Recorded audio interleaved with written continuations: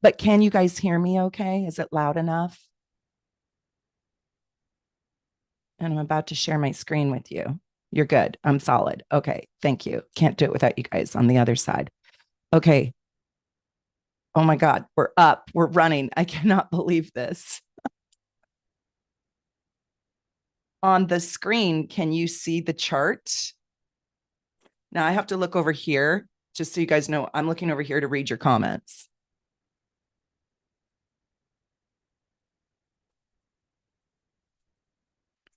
You can see the chart. Yay. Okay. Yay. You can hear me. You can see the chart. Look at this chart. Happy Taurus. Who's a Taurus? By the way, I want to be really clear and upfront. This is primarily for my members only. I don't mind if other people are in the chat and having fun and watching and learning, but I'm going to choose charts from my members to look at because this is an absolutely I don't know how to say this, but and I also recommend if you want to become a member, it's not too late. You can join the channel. It costs 10 cents a day. And it really, really, really, really helps me. I mean, I wouldn't even be able to do these videos if it wasn't for my members. So I just want to say thank you. I want to say thank you to you.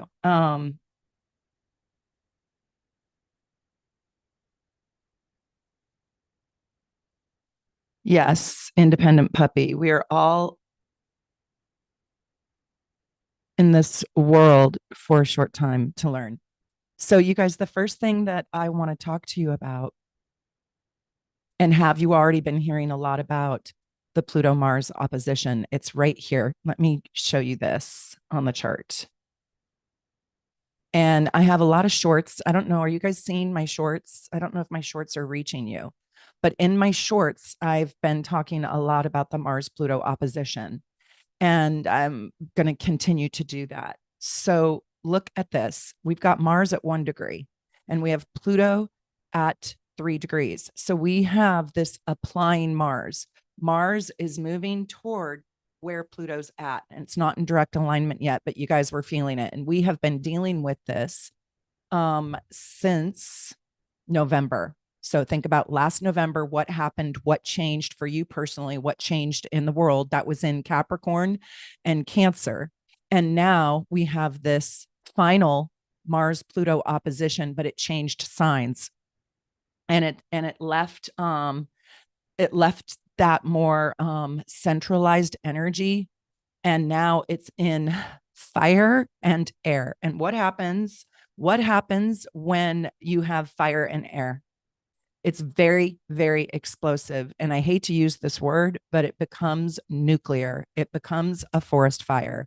It is very, very, very difficult to contain fire. Um, I think about fire is an incinerator. Fire is Leo and Mars. It's an incinerator. And what can, okay, this is an easy question for you, but not really. What can suppress fire? There's only one thing. It's water. However, think about the California forest fires. Think about the Maui forest fires. If you don't have enough of it, water can't do anything to fire. Fire is untouchable. You have to have more water than you have fire to make the fire go out. Equal proportions don't even work. So you need so much water. And we do have a little water in the chart. But what I'm saying, oh, thank you, independent puppy. And I am taking super chats if you guys want to buy me a cup of coffee. I'm so grateful. And I think that's 10 pounds. So I get 2 cups of coffee. That's a glass of wine almost. Thank you. Thank you for the super chat. I'm very grateful. Volatile. Yes, you guys are right. So water, water, water. You guys get it. But you need so much water. So fire is very difficult to, let's say you have a fire in your house. Are you prepared with the water in your bathtub, in your shower? Do you have a fire hose? Do you have fire extinguisher? Do you have enough fire? Do you have enough water in your house right now to put out a fire in your house? Maybe, maybe not. So what I'm saying is this is a very, very difficult transit to deal with. This is a lot of fire. What makes it so combustible nuclear? What makes this so absolutely out of this world, potent, powerful, and strong? Because it is in those elements of fire and water. And before in November, it was in earth and water. So we felt it. We felt it at the central core level of our beings. But now we're going to see it out there in the world. And we're going to see it outside of ourselves. We're also going to feel that we are a victim of circumstances. Some of us are going to feel our circumstance. You know what? Even I feel that. Even I feel that. And I study this. I feel like, gosh, my circumstances have created some blocks for me. So I want you to think about, where do you feel a little bit, we're going to talk about it, and you're not going to feel this way by the end of this conversation, but where do you feel a little bit stuck, blocked, thwarted? Where do you feel like you have bullies in your life? Where do you feel the external circumstances of your life, your mean boss, your family that doesn't cooperate, your husband who was rude to you, your partner that you feel doesn't like you, whatever it is? It doesn't matter what it is, but what external being or thing do you feel is like spoiling it for you, spoiling it for others, spoiling it for the world? That's that Pluto Mars. I have to tell you something. Oh, I'm so glad you guys are becoming members. Thank you so much. And some of you are just rejoining. I really appreciate it. Hi, Armando. Hi, Cindy. So I want to tell you that there's a feeling of defeat with this Mars Pluto aspect. Okay. And it's coming up exact, but we're sitting in it together right this minute.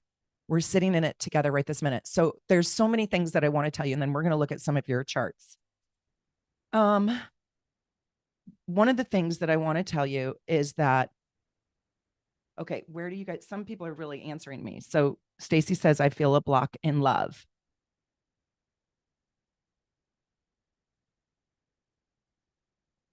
Yes, and I have Lydia here, my wonderful admin. Please shower her with some love. She's the one that does all your charts and reports for you, for me, and she runs the shop. She runs the show behind the scenes, basically. She helps me. She helps me walk through life. I'm not joking, and so just give her a lot of love. She's in the chat with me, for me, helping you guys with anything that you might need. So throw her some love. Okay, Astro said Mars in my sixth house. I don't feel confident in my work. Okay, this is what I want to tell you guys. And I could go on, and I probably will do a whole video on this opposition. And I want to tell you that we're safely, I shouldn't say safely, we are out of this energy around the 5th of May. And let's just move it. We're going to move the dial now. Okay. This is an interactive chart. Woo. Okay. So here is the 21st, 22nd. So this is going to happen exact on the 25th. Okay. So look out there in the world and see what's going on starting today. This could happen today because we're already in that tight orb. But on the 25th, it's really, really volatile. I want you to pay attention to what activities you're doing on the 25th. And I really don't want you to do any elective surgery. I don't want you to be under a knife. Remember, I always say, when you think about Mars in the chart, Mars is the knife. Mars is the knife in the chart. So go with me on this analogy. I've said it 1,000 times. Forgive me if you've already heard it. You are in the movie Castaway. You are Tom Hanks. Do you remember when he got the ice skate? Do you remember when he got the ice skate in the FedEx box? He got a ballerina dress, so he used the tool for netting. He got ice skates, right? And so he's on a desert island. He gets ice skates, and he's like, WTF? Well, he used the blade of the ice skate to basically build his island. He even gave himself like a root canal, pulled out a tooth with this knife. So the knife can be a tool, and it can also kill the meat. You can survive if you have a knife on a deserted island. I said desert island. I meant deserted. So the knife can be your best friend, and it can also be a weapon to be used against you. So that's Mars. So whenever you see Mars, I want you to think about the knife and how do you use a knife? And then I want you to, and I can't read all your comments right this second because I really want to give you guys this information, but I'll come back. And if you feel like you want to repeat your chat, please go ahead and do that so I can see it. What I want to tell you about Pluto is the great transformation. Now, hold on one second. Mars is the actual wound. If I use the knife on you and I slit your arm and you have a bloody arm and you go to the hospital and you get your stitches, that's Mars. It's literally the wound. It's the literal wound. It's the black eye. It's the bruise. It's the knife, right? It's the bullet hole. But Pluto is the perception and it is the perceived wound. So it is the reason why you believe that happened to you. And guess what? Are you ready for this? Pluto isn't even always truthful because we're working with your distorted perception. And your perception might not be the truth. You just truly believe it is the truth. And you might be very attached to your belief or your truth. So your perceived wound is Pluto, and the Mars wound is the actual wound. Do you guys understand? So we're dealing with two things. So when somebody said, I'm feeling blocked and stuck at work, well, are you really Mars, or is that your perception? And here's what is so damn challenging. These are in opposition. So we can't really even know the truth. We can't even really know the truth. We can't really see that Pluto clearly because Mars has us in a impulsive uproar and in sort of a frustration or an anger. Do you guys understand? I want to see what you're saying to me.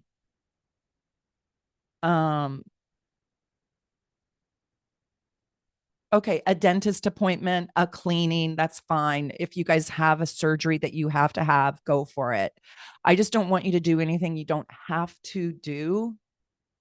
A haircut, sure, get a haircut. That's fun. I'm getting my haircut on Monday and colored. Yeah, I don't want to make you guys paranoid. It's not these little tiny things, but would I go in and have I don't know, a knee replacement right now? I'd probably not. I'd probably want to wait if I could.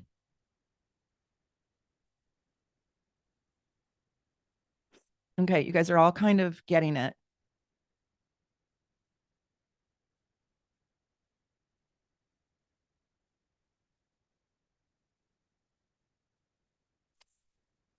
Okay, I like reading your chats. One thing that I want to tell you, hold on. My husband gave me the Leo cup today. That's funny. I don't even think he knows Mars is in Leo. He poured me my coffee every day, but today too. I want to show you guys a couple little blessings. Okay. So we have this opposition and it's really, really huge.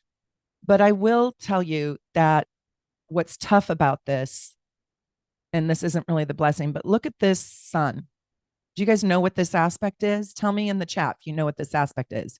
So you have Pluto square to the sun, and then you have the sun square to Mars, and then you have Mars and Pluto. So what is this? Do you guys know? Anybody? Yes, there's positive opportunities. That's why we're going to get to the positive opportunities because you're not going to feel all the despair. You're going to see that there is actually hope. Yay, the spiritual dawn got it.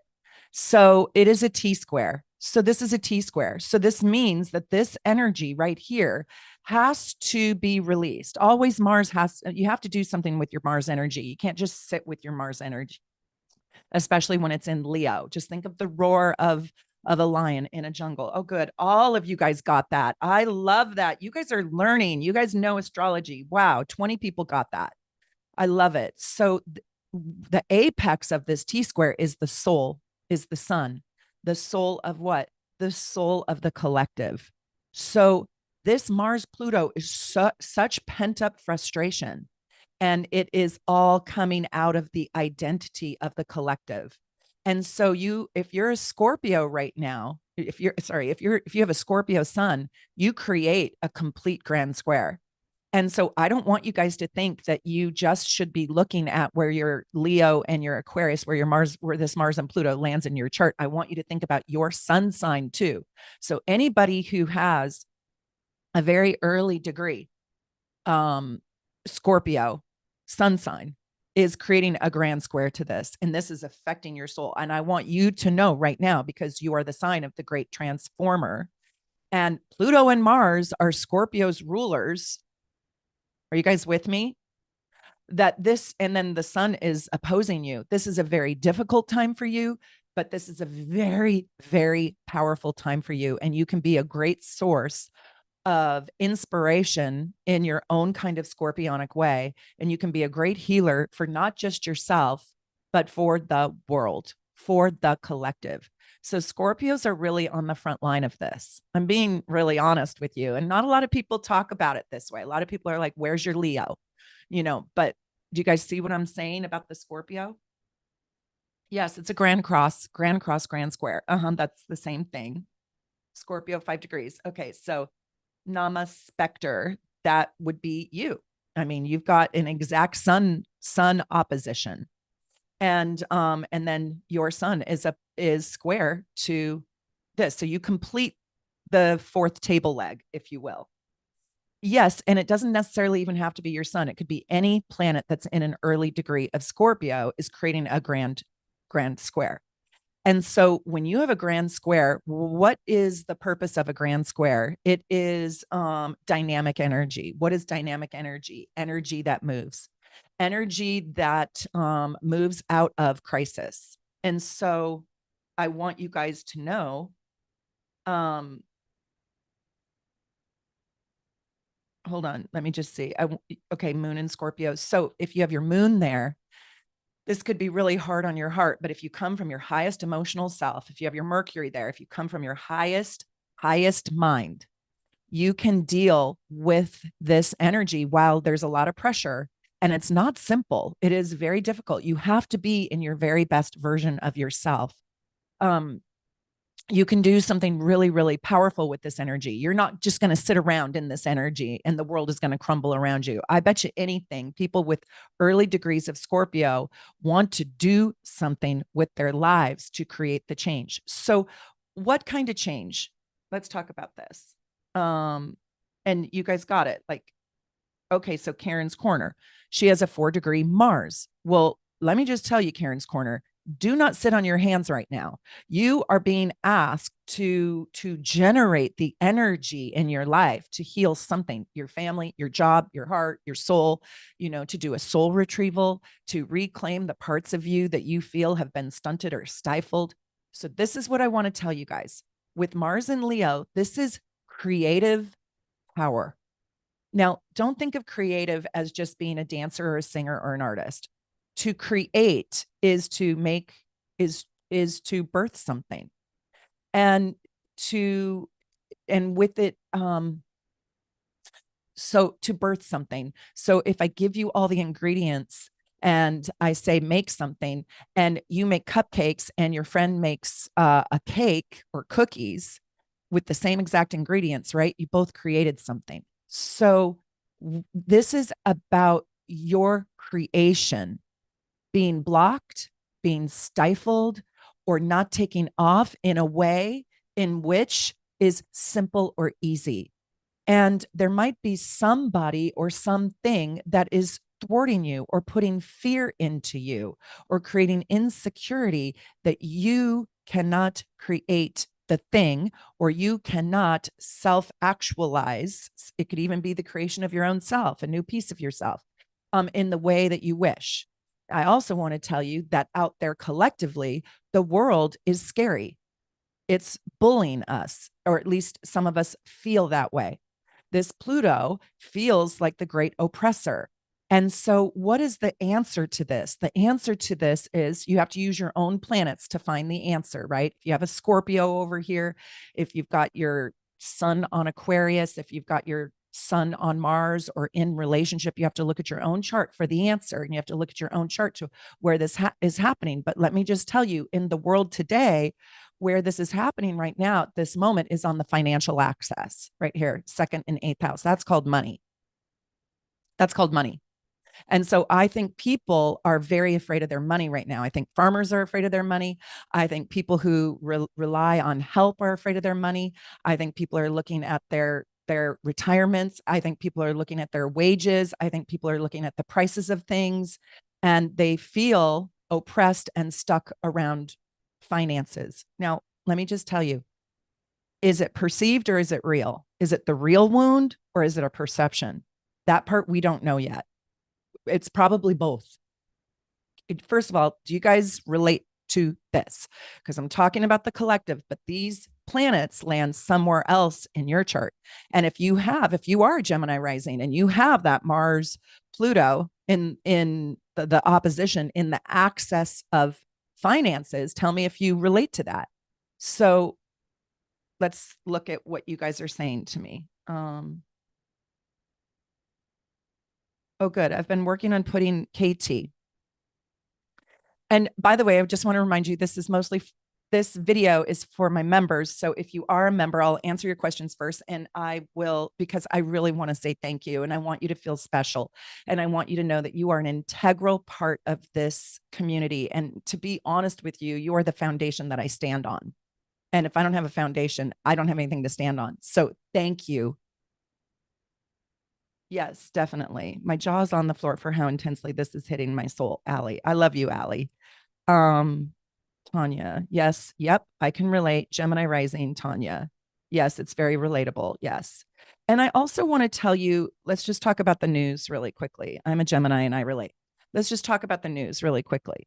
Let's say money for real. Let's just fantasize for a minute that money was not an issue. Let's just pretend that it's not. Okay.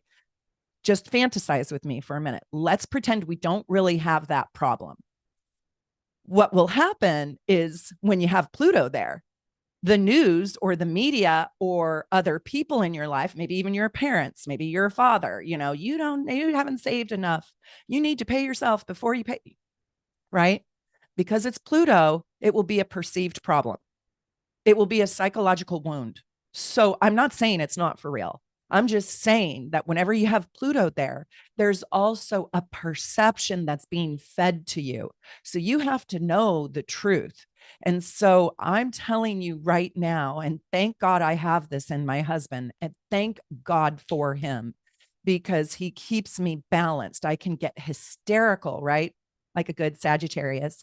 I can really like spin off the train track and he'll just reel me back in to, okay, that's a little bit fear-based. Don't go there.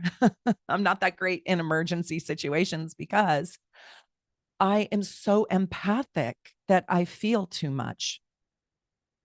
Right. So I want to tell you that you really are going to have to work a little bit harder because this is in an opposition to figure out what the real truth is, not just what the perception of others say it is or even your own perception. You really need somebody in your life where you can go, do you think this is the truth? Do you think this is accurate? This is what I feel. Do you think this is accurate? Do you think we really need to pull out all our money in the 401k and put our money under our mattress? Right? Is that true? Do you think that's true? Right. So I'm just saying, really double check your truth. So this collectively is happening in the world of finances. So you watch. And by the way, I think it's kind of interesting that the tariffs are on, the tariffs are off, the tariffs are on, the tariffs are off, we're going to get China. We're not going to get China. We're going to put tariffs on Canada. We're going to take it off of Canada. We're going to put it on, right? That's an opposition. It's psychotic. I'm going to do Pluto, then I'm going to do Mars. I'm going to do them for real. And then I'm going to create a new perception. Then I'm going to do them for real. Then I'm going to create a new perception. So if you feel like you're living in like a psychotic, imbalanced land, you are. Can you guys relate to this? And you might even feel this inside of yourself. Like, I like them, I don't. I do, I don't. I do, I don't. I do, I don't. That's an opposition.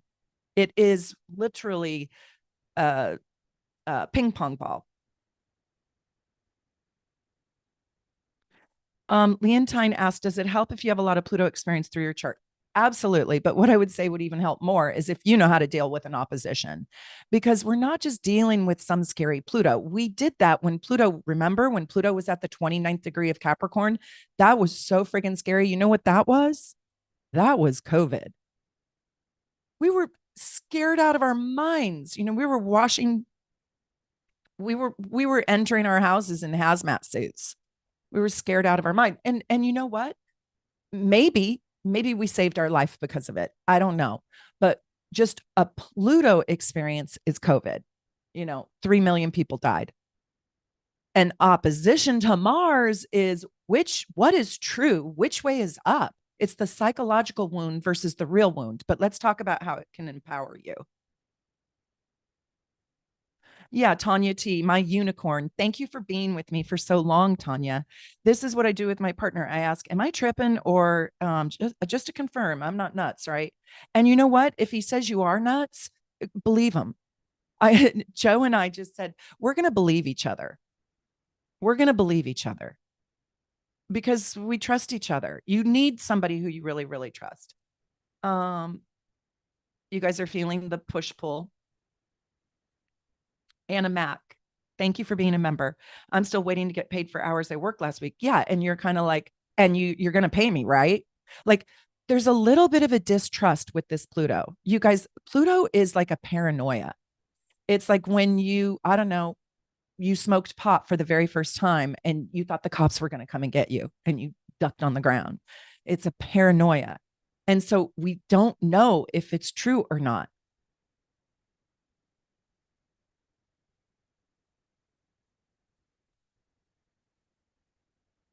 You guys are so stinking cute. Um, okay, let's look at, I was going to tell you a good thing. The good thing is that this is going to go away. And I don't want to be like a predictor of like doomsday predictor, but look at this by the 5th of May. So let's all say that we're going to have a margarita or a virgin margarita on Cinco de Mayo, and we're going to cheers that we get out of this. This is going away by Cinco de Mayo. I mean, it's still there by 4 degrees, so we might have an aftermath, and it could happen, but it's pretty much gone because Mars is moving fast now. Look how fast Mars is moving. I just scrolled the clock to the 10th, and by the 10th, we're done. But by Cinco de Mayo, we're feeling like we know what we're playing with and we're out of it. Yeah, I need the confirmation because the world feels upside down right now. And I'll tell you the truth, the world is upside down right now. We just moved from one Pluto generation to another. And you guys, I went to this restaurant last night. I have to tell you this. I'm like, oh my God, I'm in a new world. So, I live in Seattle. Okay, I live in Seattle. Hold on, I have to take a sip of my coffee. I am not joking. Robots served me dinner last night. What the hell? I took pictures of it. I'm going to do a short on it. Robots, are you ready? Has anybody had a robot serve them dinner yet? Now, the robot was not a person, it was a thing, it was a tray that scoots. But I had robots serving me dinner last night. And then they wanted me. They actually said exceptional service, 25% tip. I'm like, I'm supposed to tip the robot? And by the way, you order, and this was a very fancy restaurant on the waterfront in in a Hyatt hotel. And you order on the iPad, so you don't even talk to anybody.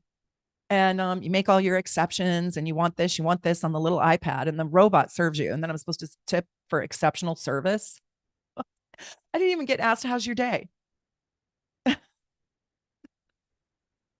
Are you guys laughing with me? Oh, Alia, it is salt and anchovies. Anchovies and salt at the Hyatt at Boeing Field. And the little robot says, delivering food now, keeping food warm now.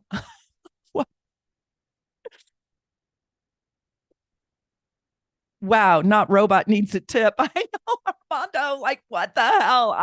So my girlfriends were like, let's give them 25%. And I said, no, I mean, I don't mean to be a stickler. 20% is fine. They were freaking robots. I want to give my tip to the young girl that was the hostess.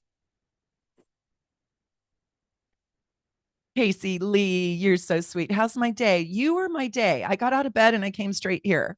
So my day's great so far. Thank you.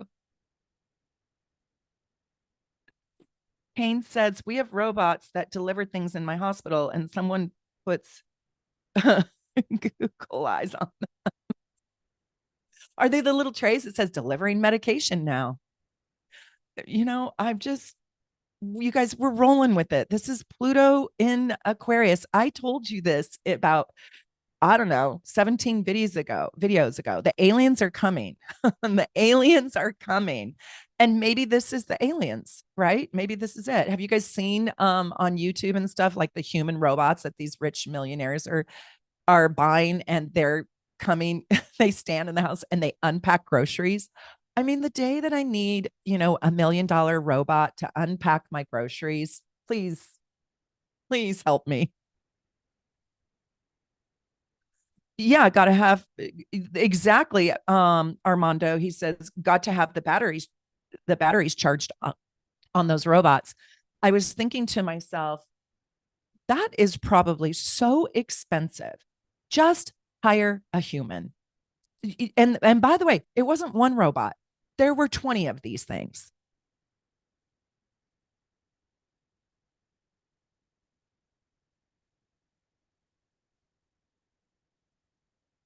Yeah. Melissa, I feel lucky. Okay, so the first thing that I want to do is I'm going to pull up. So I got some charts here that Lydia gave me, but I wanted to. Okay, so I'm gonna play a game. So you guys, I'm gonna pull up one of your charts and I'm gonna play a game. And I have a very favorite color. It is my very favorite color. And the first member who says my very favorite color, the first person, I'll read your chart. So I'm looking.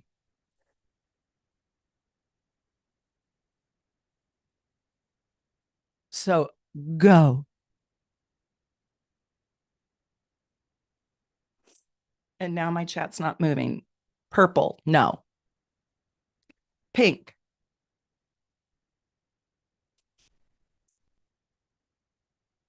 Okay. Okay, hold on. It's a kind of pink. It's not just pink, it's a kind of pink.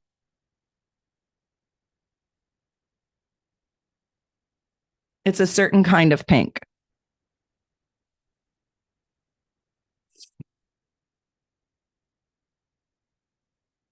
Come on, I got to see it. It's a certain kind of pink. KT says magenta. No. Purple, light pink, purple. Oh my God, it's going fast now. Fuchsia, kind of. Fuchsia.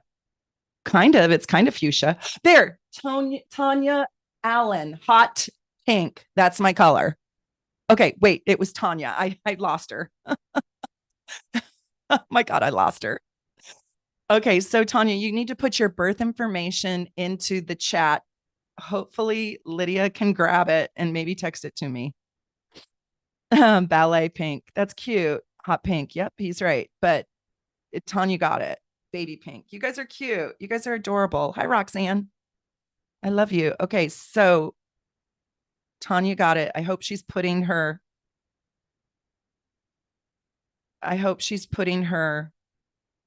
your birthday, your birth time, your birthplace into the chat. And I'm going to read your thing and I'm going to try to screen grab it. And if I don't, maybe Lydia can screen grab it. That is my very favorite color. If you want to send me anything, send it to me in hot pink and I'll like it. Here it is. There she is. Nebraska. Do you still live in Nebraska? I got it. September 9th, my queen. Thank you so much for being a member. I really appreciate it. So, you guys, don't tune out right now because this is how you really learn. And this is really interesting. I want to tell you something. When you can see how it plays out in someone else's chart, you really, really learn. So you guys are all going to learn something about your own charts by seeing hers.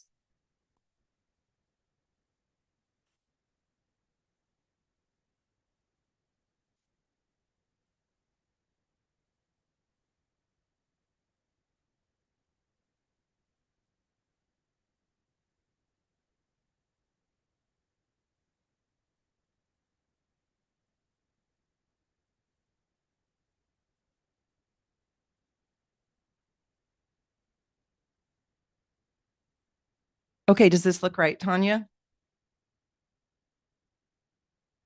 Yes, I do. She still lives in Nebraska. Okay. Oh, Tanya tells for. Okay. I didn't do that. I'll just do Tanya. Thank you. There's a couple Tanyas on there. There you go.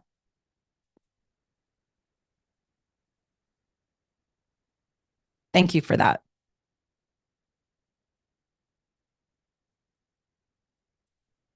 He said pink, Bigfoot of Justice. He said pink, and then Tanya got the hot. And to be very honest with you guys, it's actually hot pink. It's not just hot pink. It's technically hot pink. It has to be hot pink. But um we're gonna give it to her. She deserves it. I've never done her chart before in my whole life. What the heck? Do you guys see this? Do you see this?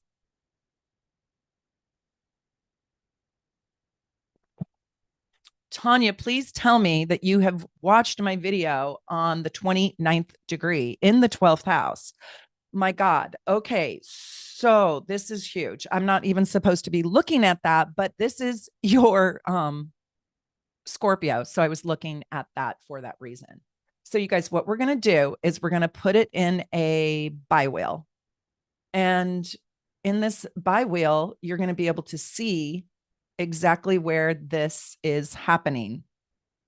Um, oh, wait. Did I get the wrong person?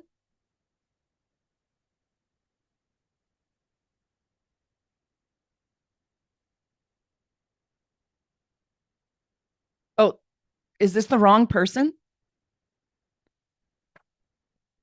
I need Lydia to tell me. Meredith, that's not the right Tanya. That's not Tanya. It's Los Angeles. Okay. Okay. I'm so sorry. But look at this. I just have to point this out to, I got the wrong person. Okay. So it's 12/2/79. I'm so sorry. Forgive me. Tayna. This.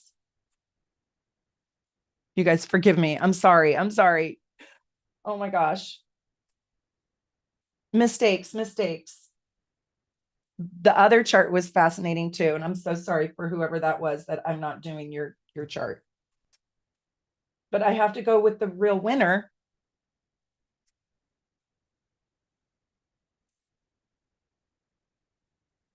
Please don't be mad at me. My Libra moon hates to disappoint people. Okay, maybe this one is, we still get this moon in the 12th house.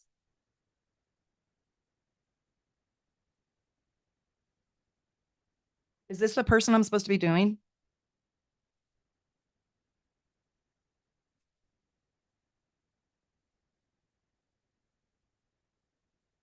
Is this right?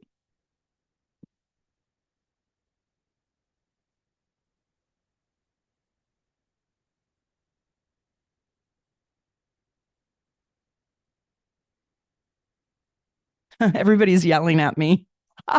This is so Pluto Mars. I'm in so much trouble. Oh my gosh. That one Tanya says yes and the other Tanya says no. And then Zane is pissed off. I'm so sorry. Oh my God. Oh my God. Lydia, why don't you give Zane a chart in the shop or a report in the shop just to make his Mars Pluto opposition a little bit happier. Would that be okay, Zane? You can order something in the shop. I really saw this person first, genuinely, and I was looking, but the chat was moving pretty fast.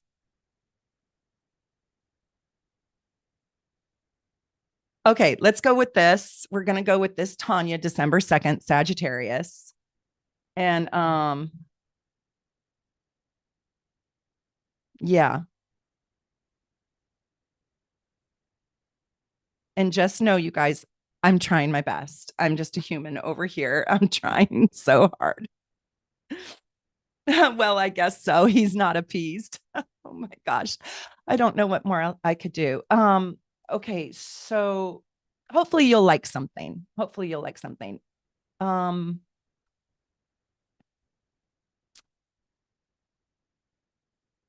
okay, hold on.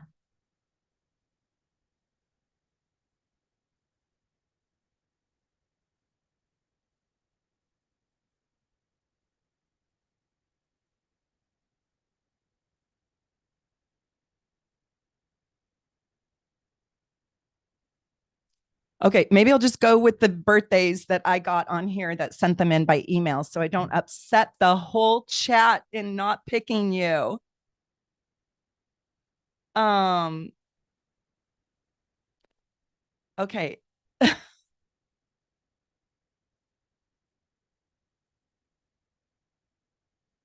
Okay, so I'm gonna like let the chat go for a minute, and I'm just gonna go into this Tanya test floor fort. And I just also want to say again, thank you so much for all of you for being a member. It really means the world to me, and I do want to make it right. And this is actually just supposed to be a love thank you and appreciation. So I'm really sorry if that got discombobulated and that became um, a problem for anybody.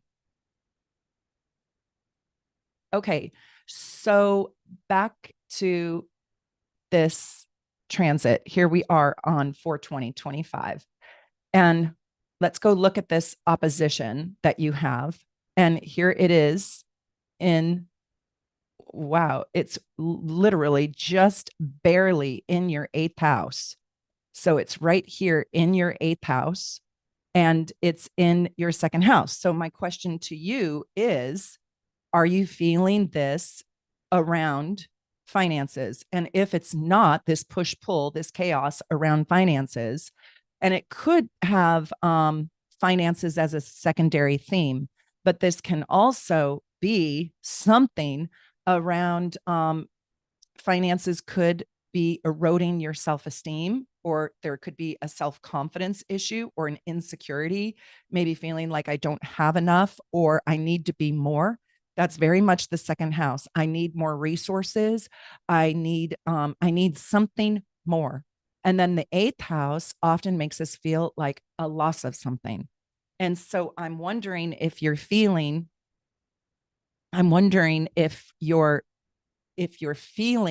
this kind of loss around or a leak of power around your resources, which then erodes your self esteem. For example, are you in a job that maybe you feel doesn't pay you enough and it's starting to erode your self esteem? Or are you in some sort of financial situation where if you had more, things could be better? And it could be if I had a different kind of house, because the second is our resources. It's not just cold hard cash, but it could be if I lived somewhere else, if I lived in a different home, if I got out of this bedroom, if I got out of this situation financially, if I had more, I could be better. Now, is that perception, or all of a sudden I got more expenses and I lost some resources? Yeah, the Pluto in the eighth can lose resources.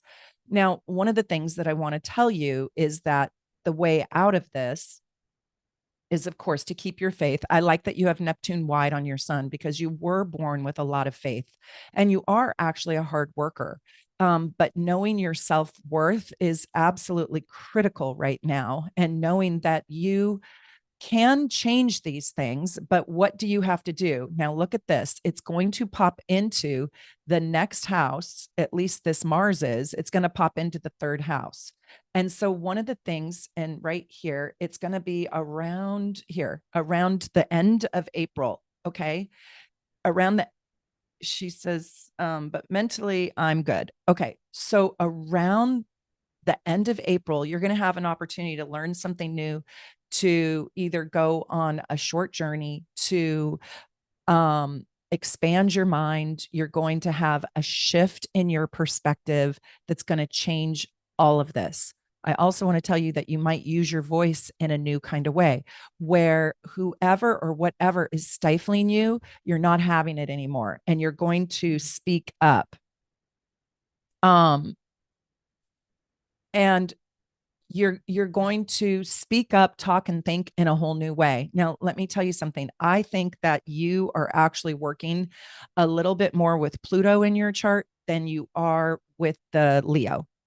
And one of the reasons, and one of the reasons why I say that is because you have your Mercury conjunct Uranus in the sixth house. Do you guys see that right there?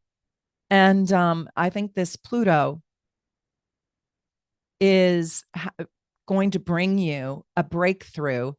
So, one of the things I want to say about this aspect is it can be very, very, very empowering. It can be one of the most empowering times of your life if you really come from your highest, best self.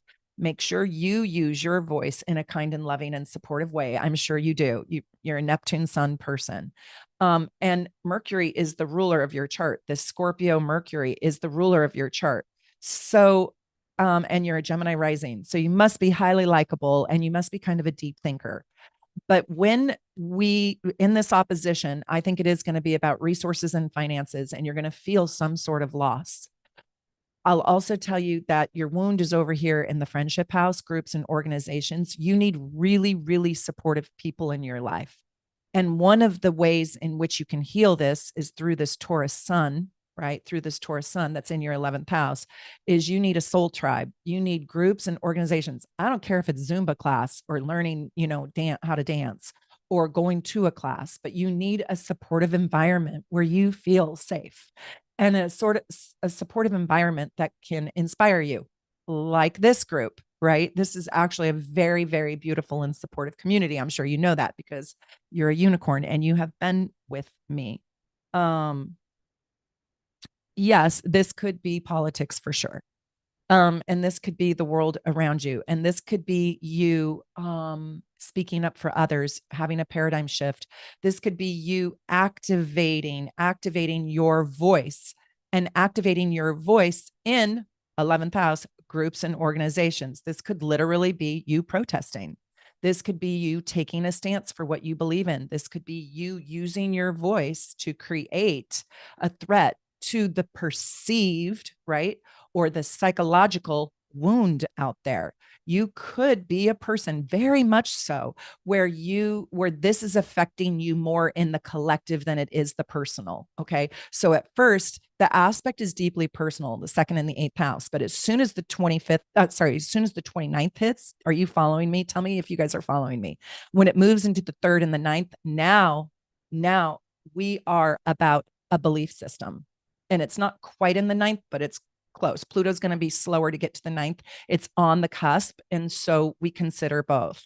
And so now we're about laws, the ninth house. We're about society and governments. Now we're about the big picture of humanity. And we have that sun in the 11th house of humanitarianism, friends, groups, the collective mind. Very much the ninth and the 11th go together that way, and they are in sextile to one another. And I think that is the very best sextile in the entire zodiac, the ninth to the 11th. That's Sagittarius to Aquarius. And then you have Mars, your power, your drive, your will, where you are incensed, where you are even passionate and pissed off in the voice. So what you hear is probably bothering you. And with the ninth house, it goes against your own philosophy, your own belief system. And what are you going to do about it? Right. And you're going to have Mars dancing in this third house. So taking a stance I literally work here at home and I'm homeschooling my kids.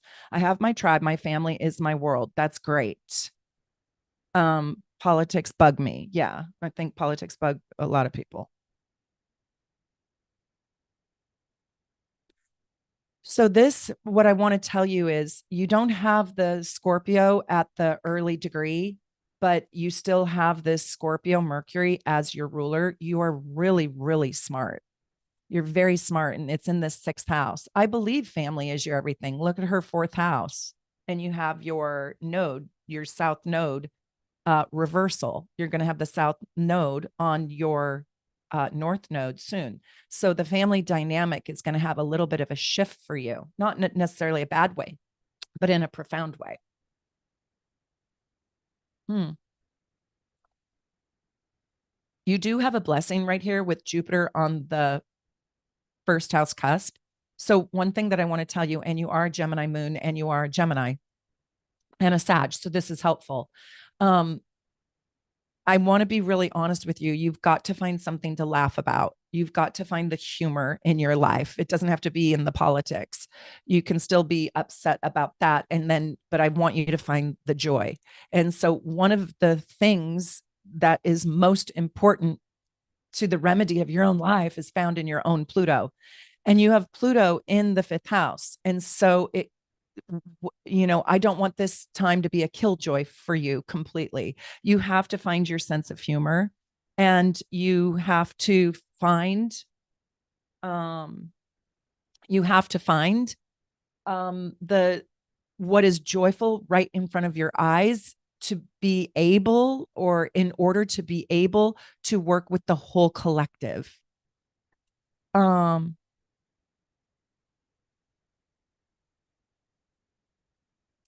and then I want to also say that with this Jupiter rising, it's giving you blessings. There's an abundance here of some sort. It's actually quite beautiful. And I know this is the 29th, but I wanted to show you that you have a very interesting chart, because where this transit starts in the second and the eighth is not where it finishes. It finishes in the third and the ninth. And I think you will find it's a little bit easier for you to deal with being a Sag and a Gemini when it moves to the third and the ninth. Do you see that? It's almost how the fight in you and the passion in you is supported. Let me show you why. Let me show you why. You guys all look at this, okay? So she is a Sag sun and she has a Gemini moon. When this Mars on the 29th moves into her third house, you guys know that the third house is Gemini's natural house. Well, she knows how to do Gemini energy really well. And when this moves, this gets closer to the ninth house, which is Sagittarius's house. So these are issues and modalities that she's already an expert in using and dealing with. These are already the sharpest tools in your shed. And so I'm going to tell you, between now and the 29th, there's going to be a heaviness. There's going to be a financial worry. There might even be a financial loss. It doesn't mean it's permanent. It doesn't mean it's forever. And I also want to invite you that it doesn't really mean that it is your true self undoing. It just feels that way. It feels that way. Now, talking separately, I think something in the world is going to happen, if you can believe it, even more so than everything that already has. That's going to be an enormous, enormous, like, I mean, you saw just in this video, the polarity. I mean, the world is going to have a massive, massive fight to contend with, where there's a power struggle. And it's like Mars wins, then Pluto wins, then Mars wins, then Pluto wins, then Mars wins, and you can't even see the winner. Just like what happened in the chat, you literally can't even see who wins because it's so confusing. That's the polarity. And so while the world is spinning like upside down and inside out, right, you have to make sure that you're very centered and grounded in your own life and your own world. However, when those planets switch to the third and the ninth, I think you're going to step out, maybe feel even safer to do so, and really, really do something inside your community to release the pressure, to feel better, to move the meter, to make things better, to start to heal, to help transformation, to possibly even help the enlightenment that lives inside of this transit. I hope that inspires you a little bit.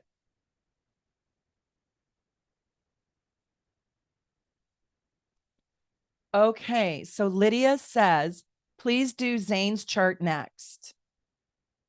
So here we go, Zane. Are you still on?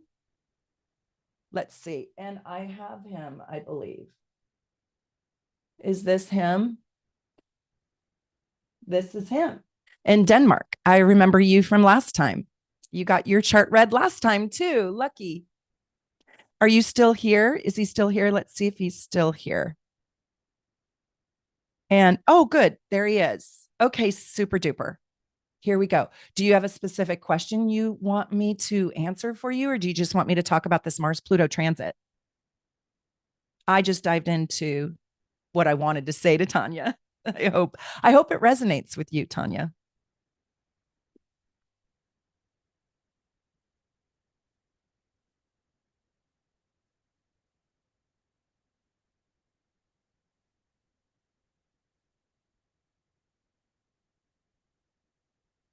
You're so lucky, Zane. Yeah, you're so lucky. Okay, what would you like for me to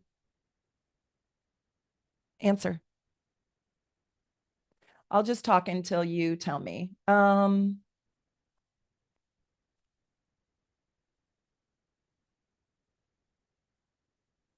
Here we go. So you have this literally right smack on your 7th house cusp. You want me to talk about your Venus progressions? Okay.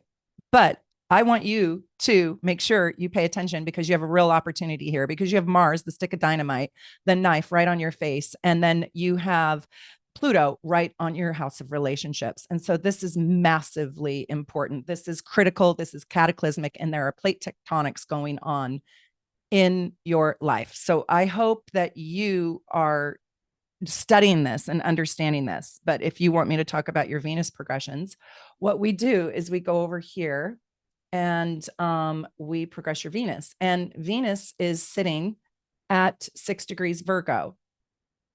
And so now it's at 0 degrees Libra. And so you're having a whole new insight around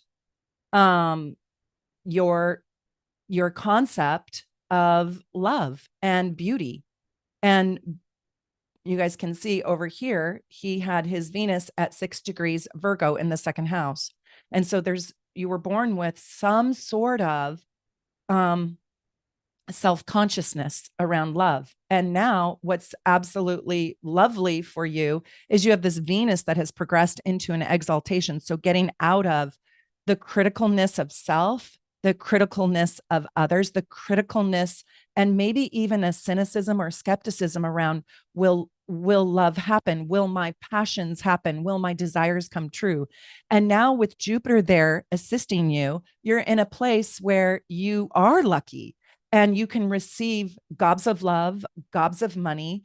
And also there's an expansion of mind, like really exploring the mind. Learning new things is something that brings you a great deal of passion. Venus is exalted, and it's at its most powerful place that it probably will ever be in your progressions, because it's sitting at that 0 degree. And so what's interesting about this is that you have the great benefic sitting on the other benefic.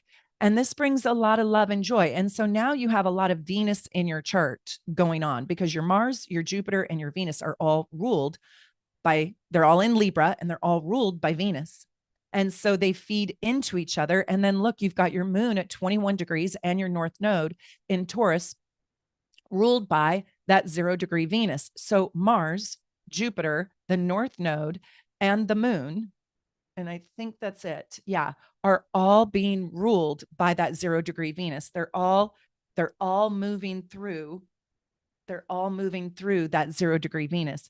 And when Venus is at a 0 degree, especially by a progression, it is absolutely enormous. It is so enormous. It wants to take the lead. And so one of the things I want to tell you is that you're really here to learn about love, loving others, loving self. Like your whole mission in life right now is about kindness, love, happiness, joy, that which you desire, creating sweetness, creating peace, love, and harmony for other people. It's really about learning how to relate to other people, and relationships have sort of an infinity. So what you give, you get, and learning the dance of, and you're young, 2004. So relationships are very prominent. They're at the forefront. They're changing. You're going to approach them with a little bit more faith. I think Libra has more faith than Virgo. There's a fairy tale to be told, a fairy tale to be had. And there's also a redefinition now of what beautiful means. You know, what is beauty? And I want to tell you that it's slipped down into the third house. And so I think you're probably very attracted, and you were too before with Venus and Virgo, very attracted to learning new things. I love that Jupiter is there because it brings you abundance. Now, I have to tell you, Jupiter can go both ways. So it brings you extra, it brings you um it brings you extra energy for whatever energy you're creating. So this is a really, really positive placement and it's super exciting. But let's say you do feel down about something. You know, something didn't go right. Well, that Jupiter can make that feeling exaggerated, and it can make the sadness or the depression, if you will, exaggerated. Now, I don't really I hope that doesn't happen, and that's not really the main thing. That's just a subtext that can happen. So one of the things that can happen with all this Venus and all this Jupiter Venus and Venus moon, is Venus ruled moon, is that there can be a feeling of devastation when the dream does not come out the way in which you wished it to be. And the gap can be the fall, like what you wanted and what you got. That gap can be extraordinarily painful. Now, I just want to tell you that as a little tiny warning label, right? But that's not really the energy of this progression. This progression is having a whole new approach to love and learning. And you must probably love learning. Do you? You must probably absolutely love learning. You have a giant curiosity. And I also want to tell you that going on short trips, going on excursions, if you have an opportunity to travel, take it, take it, take it, because there's a lot of joy in learning about other cultures, other places, even inside your own country. I also want to tell you that this is quite artistic. And so there is something artistic about this. Maybe you have a new appreciation for the arts. Maybe you have a new appreciation for music. Maybe you are an artist. Maybe you're going to try your hand at something new. That's kind of a beautification project. And I don't know what that looks like. That could be like you beautifying your house. That could look like you beautifying anything. It doesn't matter. But this is a really high focus on love, peace, harmony, and beauty. And then the last thing I want to say is this is the great negotiator. So stepping into a line of work where you might have to analyze and negotiate would be really, really, really fruitful for you. And I think that you're going to mostly see the blessings in this. And you have the blessings for a long, long time because this Venus is going to progress over Jupiter. And when that Venus progresses over Jupiter, oh my God, it is a magical time for your desires to manifest. However, remember by transit, you've got to go study the Mars Pluto opposition because it's literally on your face. When it's on your face, it means your whole entire approach to life is changing. And then you have Pluto in the seventh house, which is your relationships. So you're about to really get probably truthful and honest around your relationships and who you are in the world. It's a very, very yes, you're going to get a lot more luck in romantic relationships, but you also are going to change what you're attracted to. Like what you were attracted to, I think you're going to see hasn't always benefited you, and you're going to do love differently now. So it's actually very, very exciting. And then I just want to say thank you so much for your um for being my king, right? You've got the crown, and thank you for being here. It really means a lot to me. I could not do this work without you guys. So if you guys, if there's anybody who's not a member and wants to be a member, then I mean, that would be awesome. I would be so grateful. Okay, so Lydia, she's a great boss. She's bossing me around. And obviously I need it, right? Obviously, Avi. She's nice to me though, all the time, 100% of the time. She told me that I need to do Tanya Allen now because uh well, because you guys all know, because I messed that up.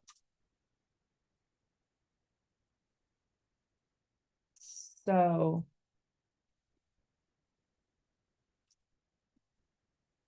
here we go.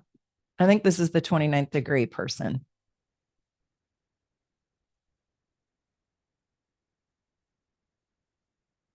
You're so welcome, Zane. Um, okay, here's Tanya. Is she still in the house? Oh, she is. It's okay. Empathetic. It must not be in the stars for me to get a reading, and the others needed it more. Oh, well, Tanya, now it's your turn. Oh, Britt says, I'm so excited to meet you all in May. Oh my gosh, you guys. Okay, so we just finished the curriculum. Oh, thank you all. Everything happens for a reason. You guys are sweet. Um, okay, so we just finished the curriculum for May. It is absolutely mind blowing. I blew my own mind. I did the family tree astrology curriculum, and I'm not going to tell you the reasons why, but when I was writing the curriculum, I was sitting in my office, and I mean, it moved me so deeply that I'm going to do a case study. And well, I'll just tell you, I'm doing my, well, I won't tell you. I won't tell you. I want to surprise the people who are coming. Anyways, the case study that I'm doing had me in a puddle of tears. I just had tears streaming down my face because the story of this person is so obvious in the chart. And I didn't pick the person having looked at the charts first. I picked my person and then I looked at the charts and I just could not stop crying. It just moved me to tears. And I cannot wait to show you how to see your entire family story in your chart. I mean, it is so moving. It just moved my soul. It kind of shattered my soul, and I had to pick my soul up and glue it back together. And I also felt the cruelty and the unfairness of this person. She's famous. This person's life story, and it just hurt me. It hurt me that I couldn't be her friend in this lifetime and help her. Oh my God, you guys, it will blow you away. Even if you have family struggles or don't have family struggles, just the karmic truths that you'll see. And so that workshop is May 15th through the 18th. We have 2 seats left if anybody wants to grab one. It's here in Seattle. It's on the waterfront. It's going to be gorgeous. And we're going to have fun at night. So we just play all night, and then, we dance at night, and and that's metaphoric. And we learn really big stuff. It's big curriculum. It is mind expansion curriculum. I mean, it is Jupiter and Gemini. Get ready, get ready, get ready. And if you are coming, you got to know your aspects, know your elements, know the meaning of the houses, like know the basics. This topic is my passion.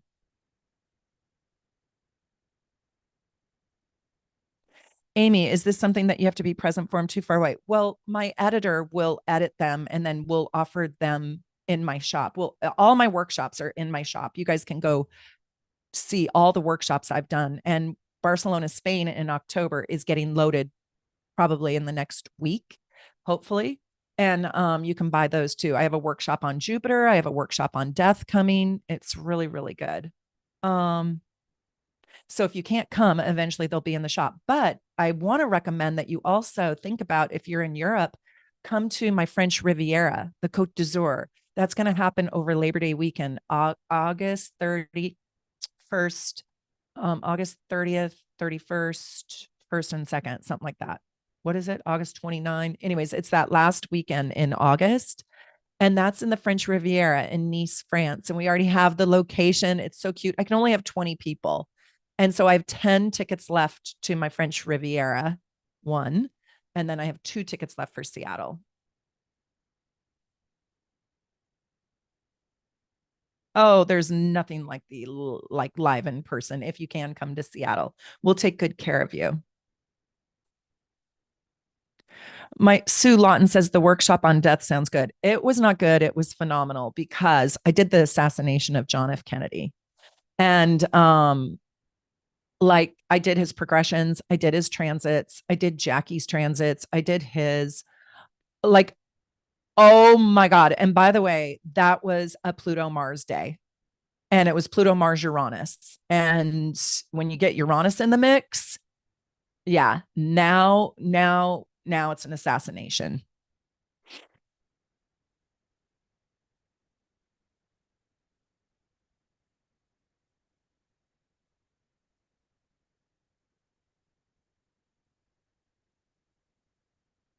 I wonder if there is more personal attention in the workshops. I'd love to go to the south of France.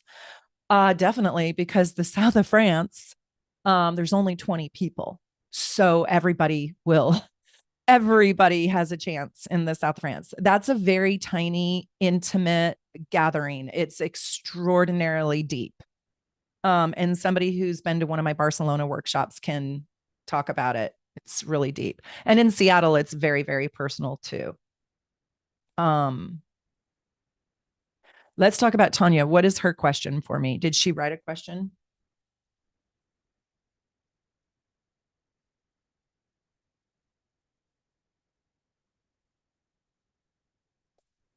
Okay, Tanya Allen, if you have a question, let me know. Um,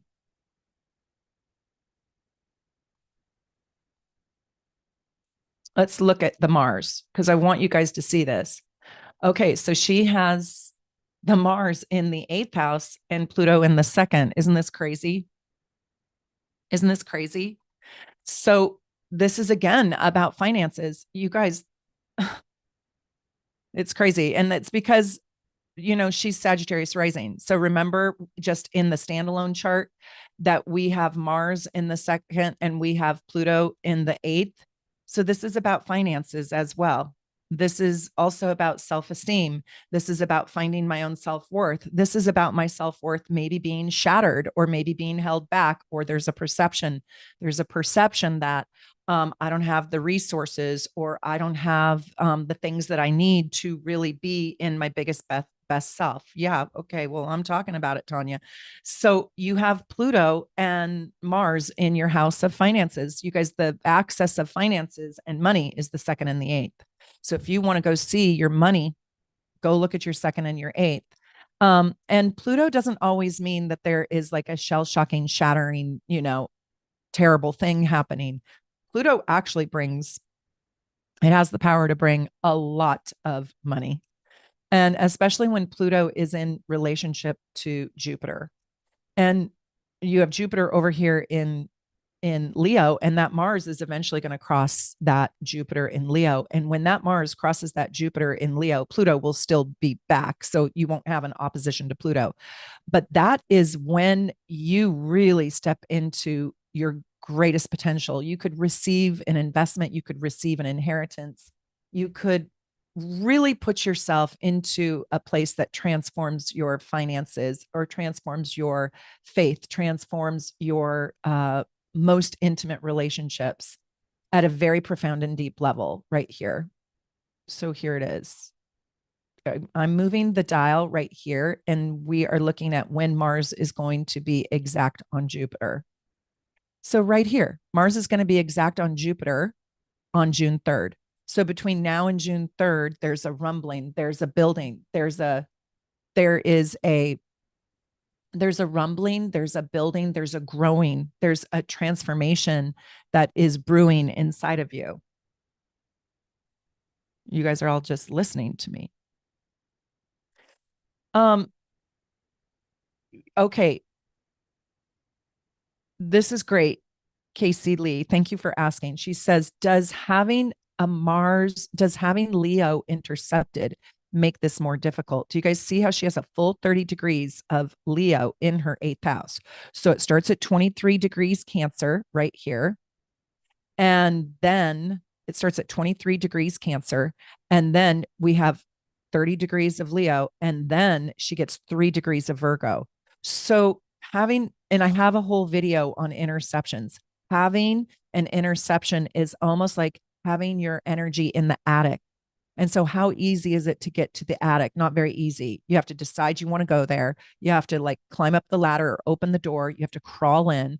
You have to get a headlamp to see. There's no lights in the attic, right? You have to dig for what you want. You have to hope it's not too heavy to pull it out. You probably need to get help to carry it down. That's what the interception is like. So, yes, it does make it harder, but it doesn't make it bad. It makes it conscientious. Like you have to be, let's say you want to lose weight. Are we all just sitting around losing weight? No, you have to count your calories. You have to walk your steps. You have to get to the gym. You have to do cardio. You have to eat right. You have to pick the salad over the fish and chips. You know what I mean? It's conscientious decision making when you have an interception like this. But one thing that I want to say is that when this Mars hits this Jupiter, it's also in relationship to this Venus. And so this is very much, you guys, is this crazy?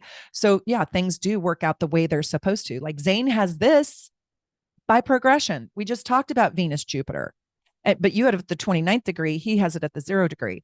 Very interesting. Both powerful degree. Is this not crazy, you guys? Is this not crazy? Like she has the same placement as the first person in the second and the eighth. And then she has the same placement as the second person I read with Venus, Jupiter. I mean, it's cuckoo, like, woo, there's magic. There is so much magic. It's crazy. So one thing that I want to say is when this Mars activates Jupiter, it's activating your creative energy in the house of transformation. So this is going to be, Tanya, a super, super transformative time for you. It's a very powerful time. You are like kind of walking on, I don't know if I want to say landmines because that makes it sound like scary and terrible, but you're like walking on opportunities that can really be explosive and surprising. And there can be an abundance. I don't know if you're planning on buying a second property or cashing out an investment or receiving an inheritance or I mean, on this day, I would play the lottery. I really would. I would go buy a lotto ticket because this can be financial abundance. Thank you, honey. I got a refill. So I also want to say, look at her Venus I mean, honestly, Tanya, I don't think I've ever read your chart before, but like if I was you and I don't know what your situation is like, and I do have some openings, you guys, for readings. There's a couple little spaces open fairly soon, and then I'm mostly booking for June. But you have that Venus at 29 degrees, and then you have the moon, Mars in the 12th house at 29 degrees.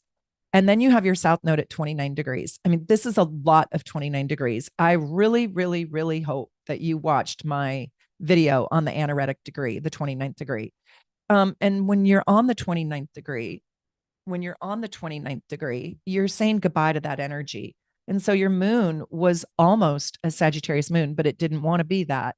And it's sitting right on your Mars in the 12th house. That's one of the hardest aspects in astrology. And then it's exact square to your Venus.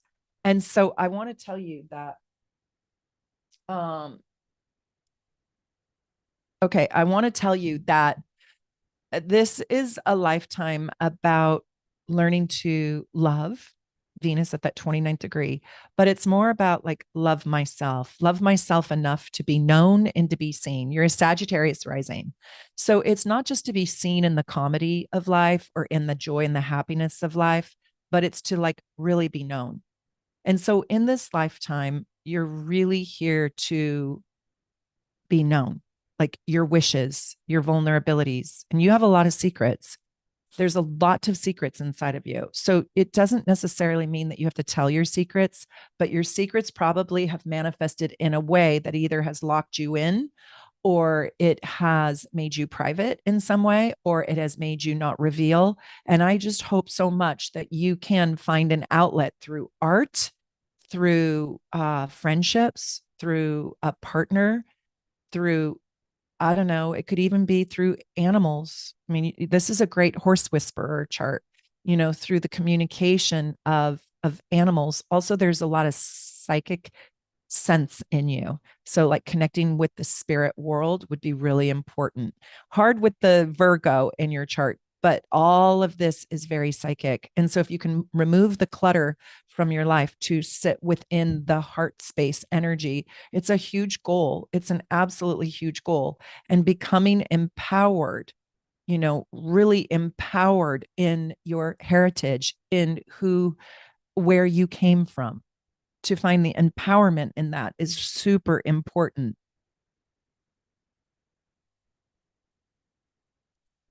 Peter says, would an ascendant at the 29th degree be significant? Absolutely. And I talk about it. I don't know if Lydia is still here, but if she can, put up the video of the power of the degrees. What I say about the 29th degree is really check your birth certificate, really check your birth time, because the ascendant changes every 3 to 7 minutes. And so if you're born just 7 minutes or 3 minutes different, then that rising sign is probably a 0 degree. So I hope this helps. This is going to be June. You're preparing for June 3rd, and your life is going to have, it's going to have changes inside the way you make money, inside the way you relate to money, inside money finds you.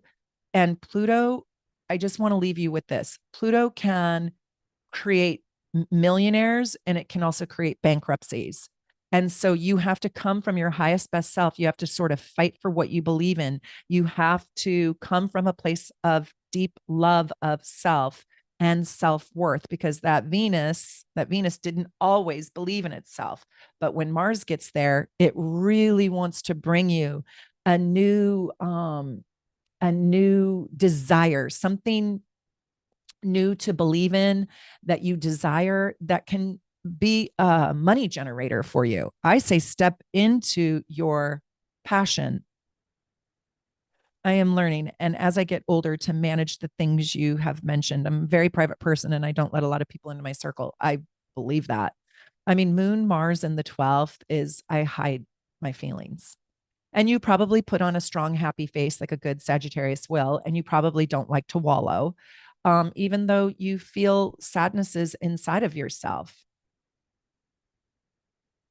You probably do not want to be a burden to others with your emotions, but it's very interesting because others want to know you more than you know, and more than you reveal. And this, I need like a whole reading with you. And I'm not just saying that, but your chart with 529 degrees and then this glorious, Jupiter aspect that's happening. It's a very complex story that's going on with you right now. So when you can, I'm really glad I got to look at your chart though. I'm going to do Janine because Lydia is like the good soul in my life. She's bossing me around. And I say it lovingly. Because she told me what to do. So I'm listening to her, and I'll just tell you something about Lydia. I trust that beautiful soul with my life. I really do. She is so good to me, and she would never steer me wrong. I'm so lucky I found her, and she might have already left, but she signed off. She didn't get to hear all these good things. So I'll have to tell her I'll have to tell her to come back and listen. So now we don't have a moderator. So you guys don't go nuts on me. I can't moderate. You're on your own. This is like the dog park, right? The dog park. Everybody left their dog at the dog park, and then they left. And they left for margaritas, and they came back to find the dogs. Um, Janine, you gotta send Lydia. Thank you.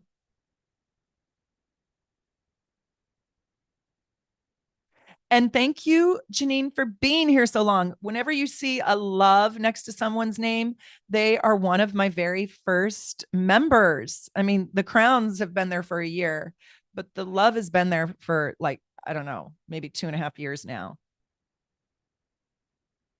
You guys are so sweet. Tanya, you're so welcome. And by the way, I'm giving you a big giant hug. I don't think I've ever done a reading for you, have I? I Your face looks familiar, but I didn't have you in my computer. It's the Wild West. Armando, you keep them all in control. I'm kidding. I'm kidding. Just freestyle.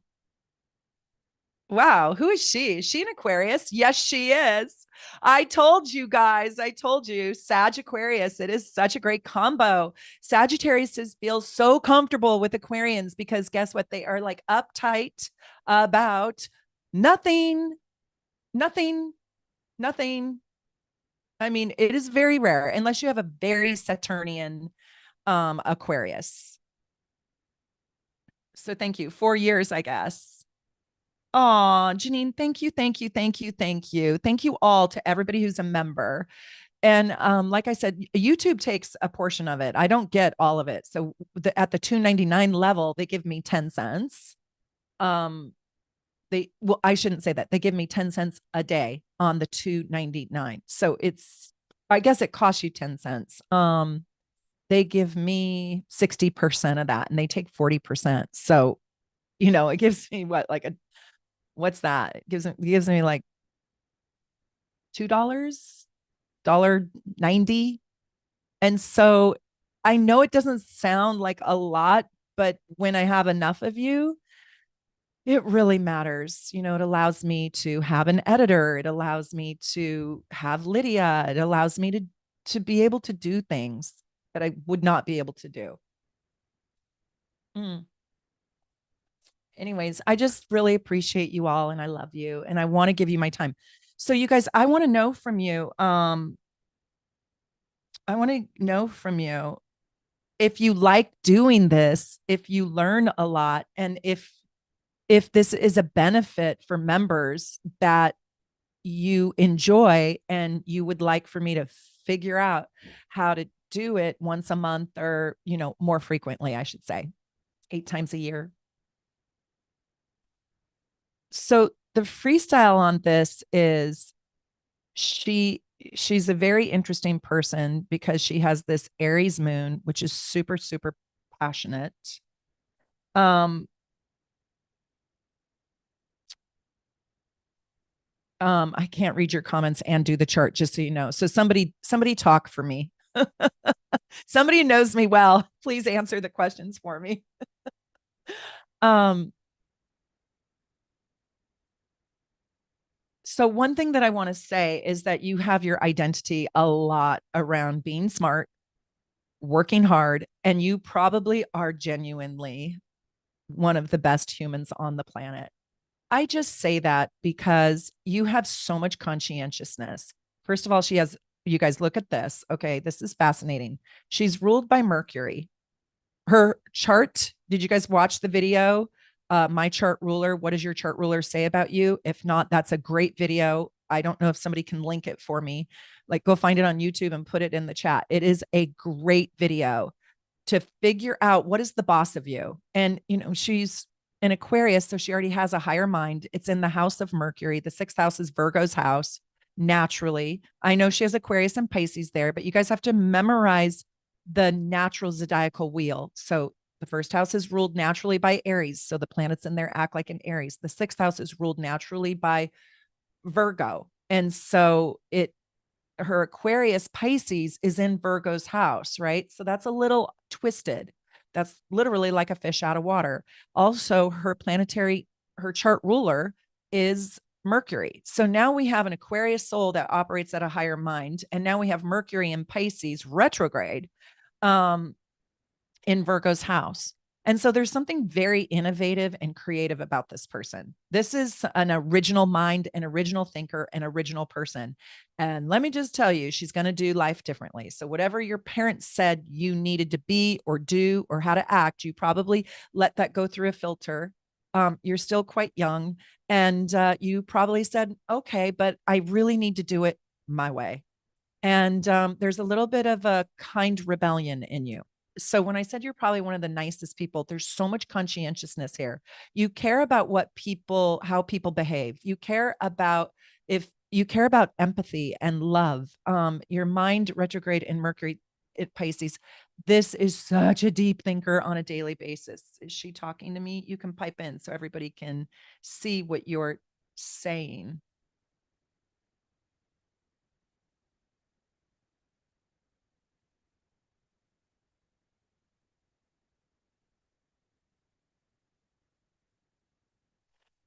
Okay, so I want to also tell you that there's something innovative, but creative and intelligent about you. And those three aspects are so loud. Look at how there's triplicate themes here. So Virgo is ruled by Mercury. So you have to go see what Mercury is doing in the chart. Mercury is sitting in its own house because the sixth house in the natural zodiacal wheel is Virgo's house. And Virgo is ruled by Mercury. So it's almost like a mutual reception. However, Mercury is retrograde. So it goes inward and it reevaluates everything. And it's in Neptune, which is the great intuitive, the great empath, the spiritual thinker. So thinking about the spiritual arts, working in the spiritual arts and being creative with the spiritual arts, literally like Harry Potter's school, not joking. That's literally Mercury in Pisces retrograde in the sixth house. And on a daily basis, having a spiritual practice is absolutely critical to you. One, to calm your soul down, because Aquarius is busy. And then you have that 0 degrees moon in the seventh house. So let's look at the repeated themes again. Virgo rising, the mind. Mercury in Mercury's house, the mind. Aquarius energy, you're really strong. You've got this fifth house Mars, more creativity, more innovation. I mean, you really are an original thinker. Do you agree with that? Oh, Leontine, thank you so much.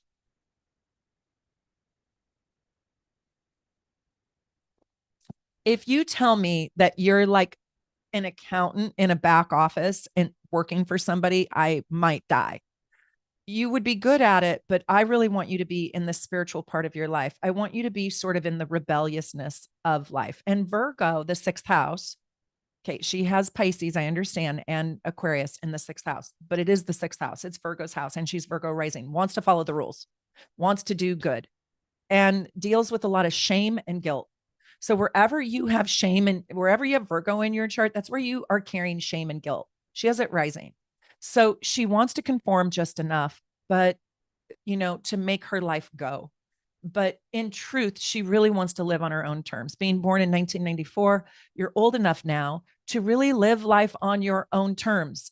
And let's just look at her because her chart is so fascinating. I hope, Janine, do you live in Munich still? Are you still in Germany? I've seen you on here 1,000 times. Maybe I hope you can come to France. I really do. I hope you can come to France. Hold on. I mean, it's not that far. It's a train ride. Let's just see what this Mars Pluto is asking you to do because you're a massively unique person. Oh, thank you. Thank you. Thank you, guys. Yes, I'm meditating every morning. Thank God. Haha. No, I hate to be bossed around, but I also want to be good. Yeah. It's like that's what I said. It's kind of like the spiritual kind rebel. You're not going to do life on the terms that you were indoctrinated into as a young child. You're going to buck the system, especially with the 0 degrees Aries moon. But see, that 0 degrees Aries moon, which is such a badass and will listen to nobody, is in the seventh house, which listens to people. So your whole chart is a contradiction. If you're a Libra rising and sometimes a Virgo rising, you get a reverse chart. So all the planets, every single planet of yours is in a house that is either opposite to or can't relate to. Every single one of your planets is in a house that is opposite to the sign of that house. So, for example, you have Virgo in the house of Pisces, you have Pisces in the house of Virgo, or like this, you've got a quincunx house. And I know I'm a little bit advanced, but hopefully tell me if some of you advanced students, tell me if some of my advanced students understand what I'm saying. So the relationship from Scorpio to Gemini, Gemini is the natural zodiacal ruler of the third house, is a quincunx. So it's odd and awkward. So this lifetime is actually quite beautiful for you, but it is not straightforward. It's got a lot of U-turns and curves, and it's a little bit of a roller coaster and filled with surprises if you're doing it right. And sometimes the things you do probably don't even make sense, but they're probably uncanny, magical, and kind of genius. That's what I would say about this chart. It's uncanny, it's kind of magical, and there's a genius quality to it because she has that Mars in that fifth house in Aquarius. Please tell me you're a creative human being. Please, dear God, tell me that you are a creative human being and that you're getting paid to be a creative thinker, a thinker outside of the box. You could work in business, but maybe you're the person who redesigns the concept of business. You know, I had a business coach and she said, Meredith, and I used to like answer the phone and like ask the person, okay, let me see when I can schedule you. I'm not joking. I used to do that. And she was like, no more of that. No more of that. You're taking your whole day being your scheduler. You've got to innovate. And I was like, no, no, no. I like to talk to people. She's like, innovate, innovate, innovate. Thank God for her. Thank God for her. And that happened not soon enough. It was like 2011.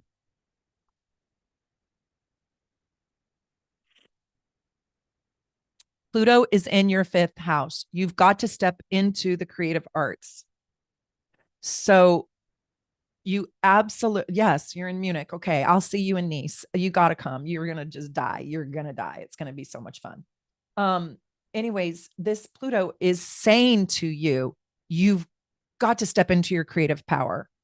And the 11th house at that Leo in the 11th house, there's something about humanity. There's something about the world. There's something about groups and organizations and even friendships that are irritating you. It's irritating. And actually, you want to fight for. You want to use your Mars energy. Look at how cool this is. You have Mars trining the moon. So here's where your fuel is. Okay. Your fuel for your anger, like, is when you're moved. It's when you're stirred. It's not your mind. Right now, with that 0 degrees moon in Aries in an exact trine to Mars, and then it boomerangs down to a sextile with Pluto. It's like, what stirs your heart? Because it's what stirs your heart that makes you want to take action. She's trying to find her business path. I have a feeling it should be with art and spiritual stuff. Yes. Can people all please tell her yes, yes, and yes, and yes? Yes, yes, yes. But how you will find it is what moves your heart. You really got to learn to get out of your head in this lifetime because your head has like a genius aspect to it and it's overworked in the sixth house. Bo, come here. What are you doing? Get out of there. Get out of there. I think he's barking at the cats. Okay, good boy, good boy. So what was I saying? I was talking about the heart. Yes, yes, yes. Thank you, Chris. Chris is coming to Seattle. Anna's coming to Seattle. I'm so excited. Okay, hold on. Let me do my next person. Is Martin still here? No, no, no. Is Martin still here? Martin Somo?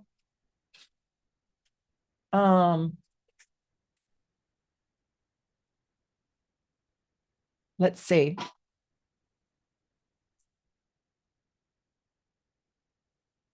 La Mesa.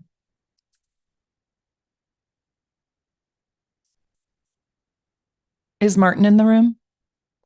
Okay, what is a yod aspect? That's a great question. So a yod has two planets. Let me see if I can show you a yod. A yod has two planets that are sextile to one another, and then they both feed down into another planet that's across from them. And that has a quincunx in it. So I think I talk about the yod in my aspects video. If you go type in aspects,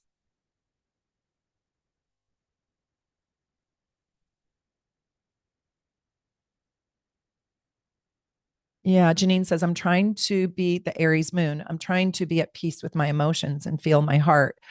You have to realize your heart's on fire, right? You have a fire moon. And so you have to calm it down. Imagine if I'm a little kid and imagine if I am crying so hard in my bed that I'm hyperventilating, like, right?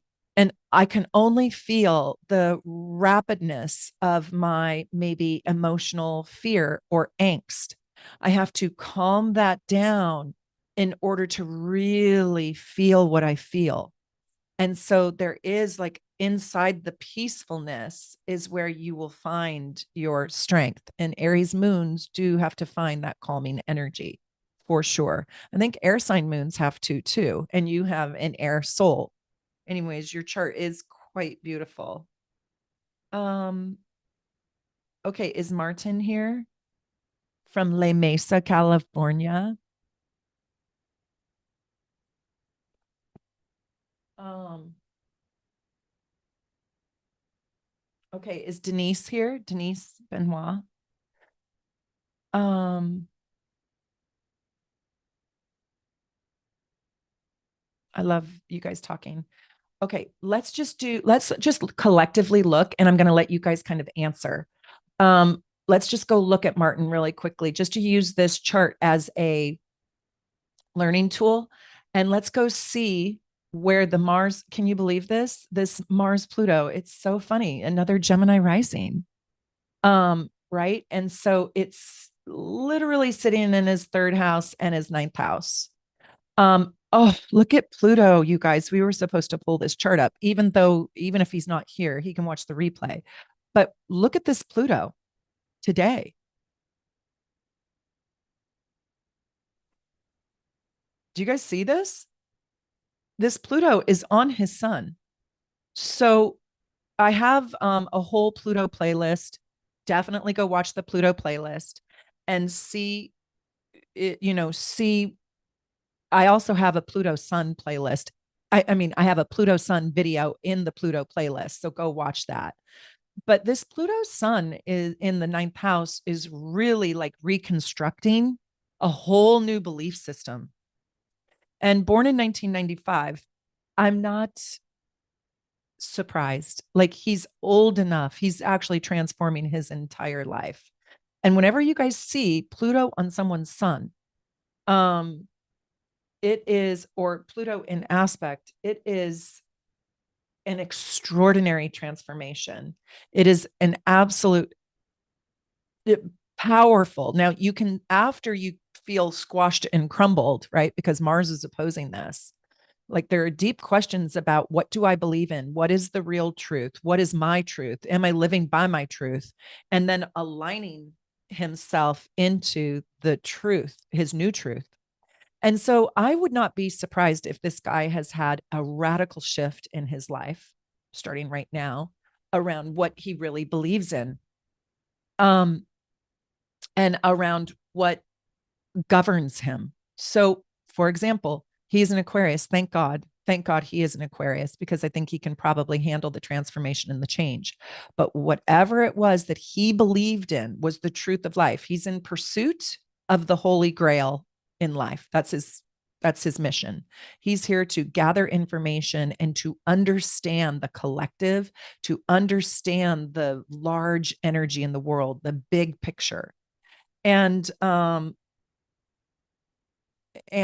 one of the things that I want to say is that now all of that is sort of getting either torn apart, ripped apart, or it is reconstructing itself. There's a death and a rebirth.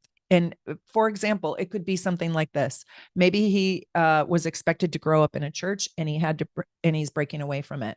Maybe he was indoctrinated into a life, or maybe he got himself associated later in life with a group, with an organization, or with a thought process that he is outgrowing, that he is having to shed. So, he is shedding old truths and old belief systems.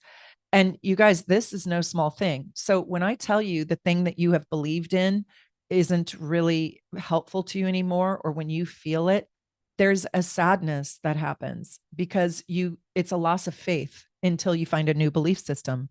And so he could be between two worlds right now. Like, okay, if I no longer believe in the Mormon church and I no longer have that as my identity, and now I have nothing else to step into, um, how do I cope with the nothingness of life before I find the next right thing?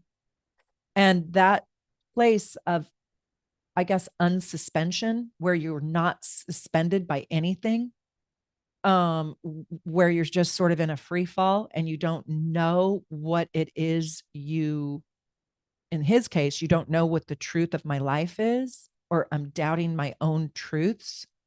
Um, that's very bleak. That's very dark. The only thing, the only thing you can do is surrender. And I think Alia said the 29-degree moon here. Yes. And you also mentioned the 29-degree Mars. Very keen observation. I do like his moon and Mars are sextile to one another. And I do love that. He's been dealing with a Mercury Mars opposition his whole life. So this Pluto Mars opposition is going to be a little bit more doable, perhaps, for him. Um, but I still think it's going to really challenge him around what he believes in. And look at, he's gaining a new spiritual truth. So this is a very spiritual person. And at least right now, he's really standing in, do I believe in religion? Do I believe in God? What God do I believe in? What are my beliefs around society, around culture, around human rights, even? That's the ninth house. That's like how our society treats one another. And he's having Pluto there. So he's struggling with something, and he's from California. So it's just interesting. And then here, the outlet is, and that sun on his south node, he has to sort of go back into his spirituality and his faith to not completely lose himself. Yes, he's very smart. He's an intellectual person. That is for sure. He's super smart. He probably can't get out of his head. And that 0 degrees Pluto. So he has a lot of 29s and zeros. This is a very powerful chart. I wish he was here to talk to us. He gave up on us. Um, okay, is Denise here? Did somebody say Denise was here? Denise Benoit from Louisiana. I really hate to play another game in case it goes bonkers again and then I make everybody mad. Yeah. Um my chat is not moving right now. I like you, Martin. Like, doesn't he invite you to know him? He being born on the 29th degree Mars is not easy, and having a 29-degree moon is kind of cool because it's going to move the very first year of his life. It's going to move into the next sign by progression. Yeah.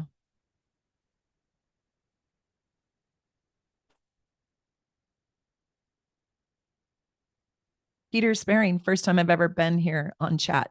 Okay, so what I'm going to do now is hold on one second. What I want to do now is I want to bring you guys over here. Hold on. Okay, I want to look at you guys here and tell me, I'm down for a game. Tina's so cute. Ask me some questions. I'm just going to do question and answer for just a few more minutes. We've been on here for 2 hours. And also, I want to know if you guys, I think you guys like the lives, even though they're, I'm not perfect, but I think you like them. Oh, I love you, Shane. I can't wait to give you a hug. Will you do a chart on people who responded to your short about this? Will you do a chart on the people who responded to your short about this? I don't know what that means. Empathetic intuition. What do you mean? Will you do a chart?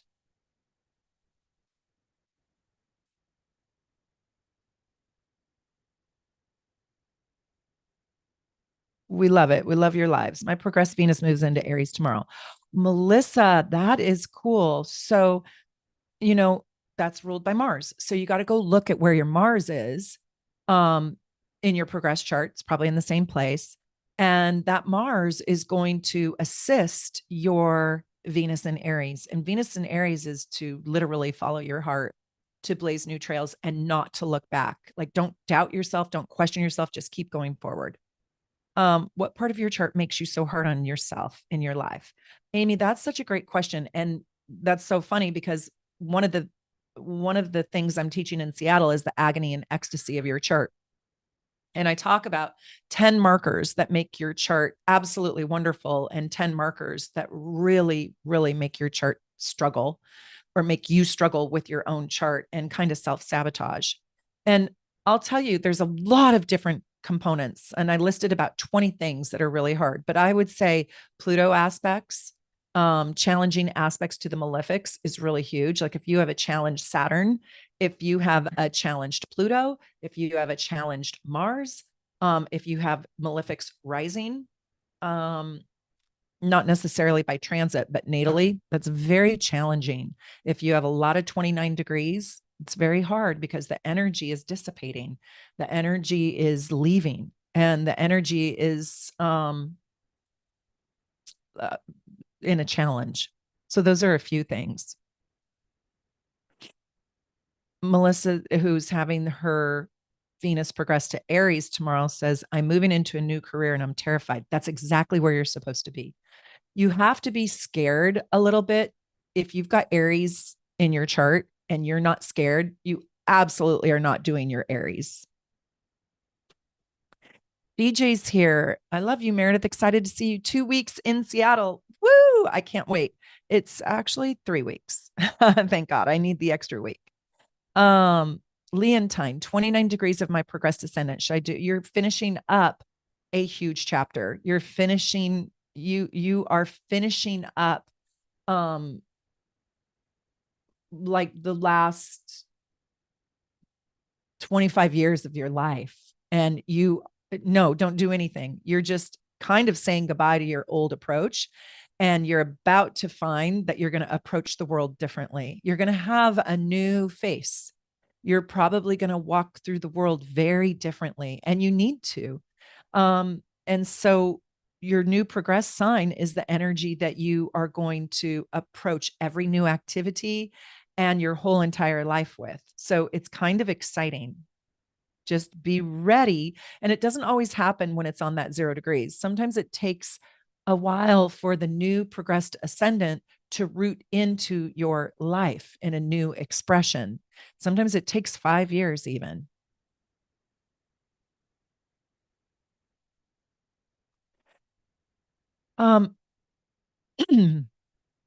Okay, hold on. 29 degree of Scorpio moon progression, Sagittarius moon in July. Will it be very hard? Yes, but you've already been experiencing it, Silji, for 2.5 years. So I really feel the difference between Scorpio and Sagittarius energy. I have to tell you, I really love getting out of the Scorpio moon. Is it moon? Yeah. Getting out of the Scorpio moon and into Sagittarius. You're going to feel liberated. You're going to feel unshackled. You're going to feel less melancholy. You're going to feel like you take things more lightly. The obsessions go away. A lot of the fears go away. There's joy that wants to find you. So you've already gone through most of this. You've already gone through, if you have a Scorpio moon, you've already gone through feeling sort of locked in, hemmed in, locked down, high focus, laser focus.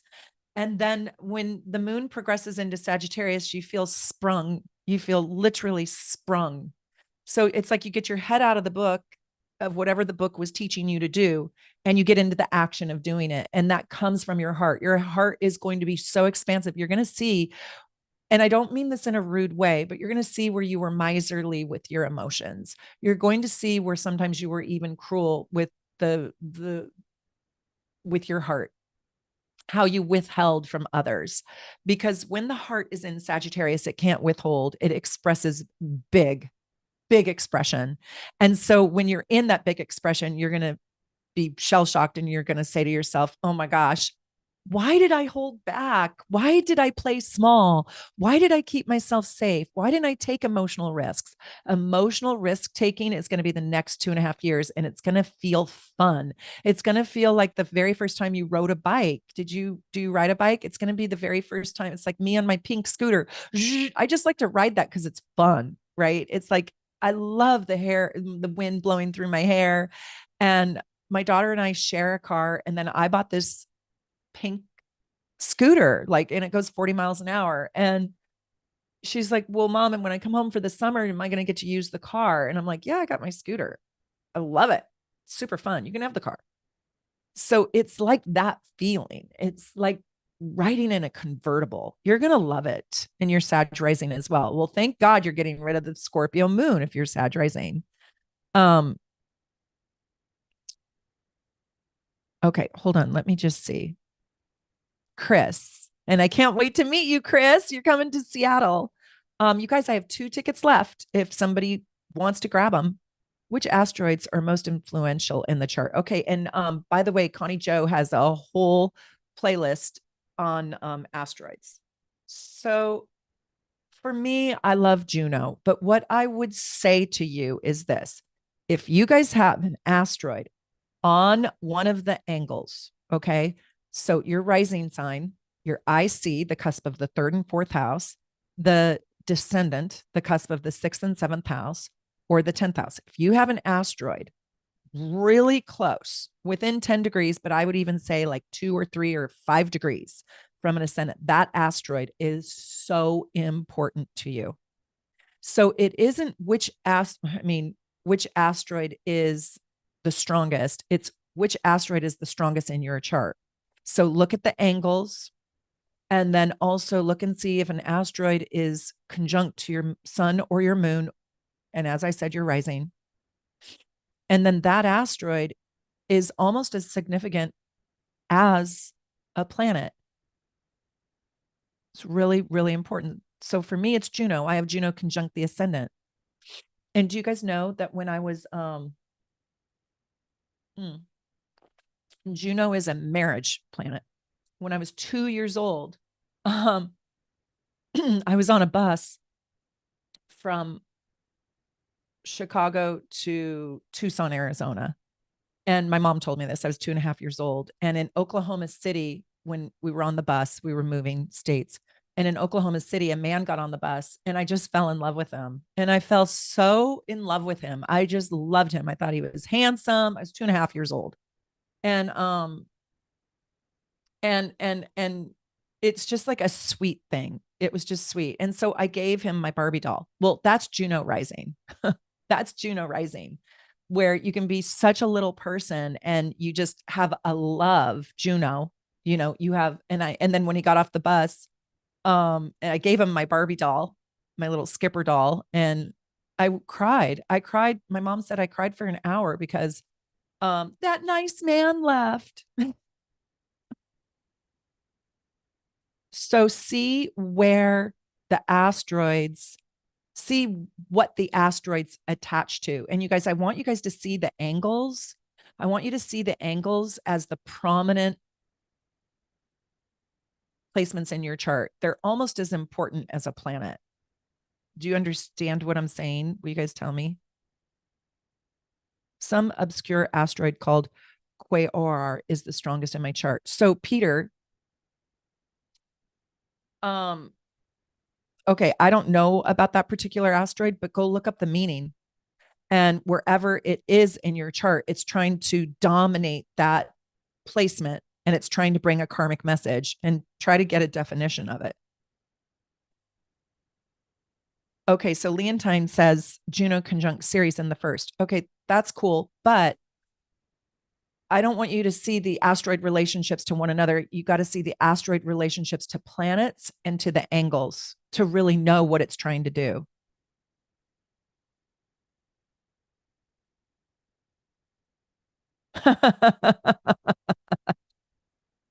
You all can see why I love Shane. I'm going to disappoint you because it's actually bubblegum pink, but I tried to get hot pink, but they didn't have it. Um, okay, Tiffany says, I have Juno at 0 degrees, big degree, big degree. I have Juno at on my IC. So that's like married to family, married to your home, married to your heritage, married to your roots. So, Tiffany, I want to ask you where you came from and the legacy of your family or your heritage or your DNA or your roots or who shaped you and developed you. Are they important to you? With Juno, Juno is what you marry. It's your marriage planet. Juno was Zeus's wife. And so Juno's very powerful, especially on the IC. So you'll have to answer that question.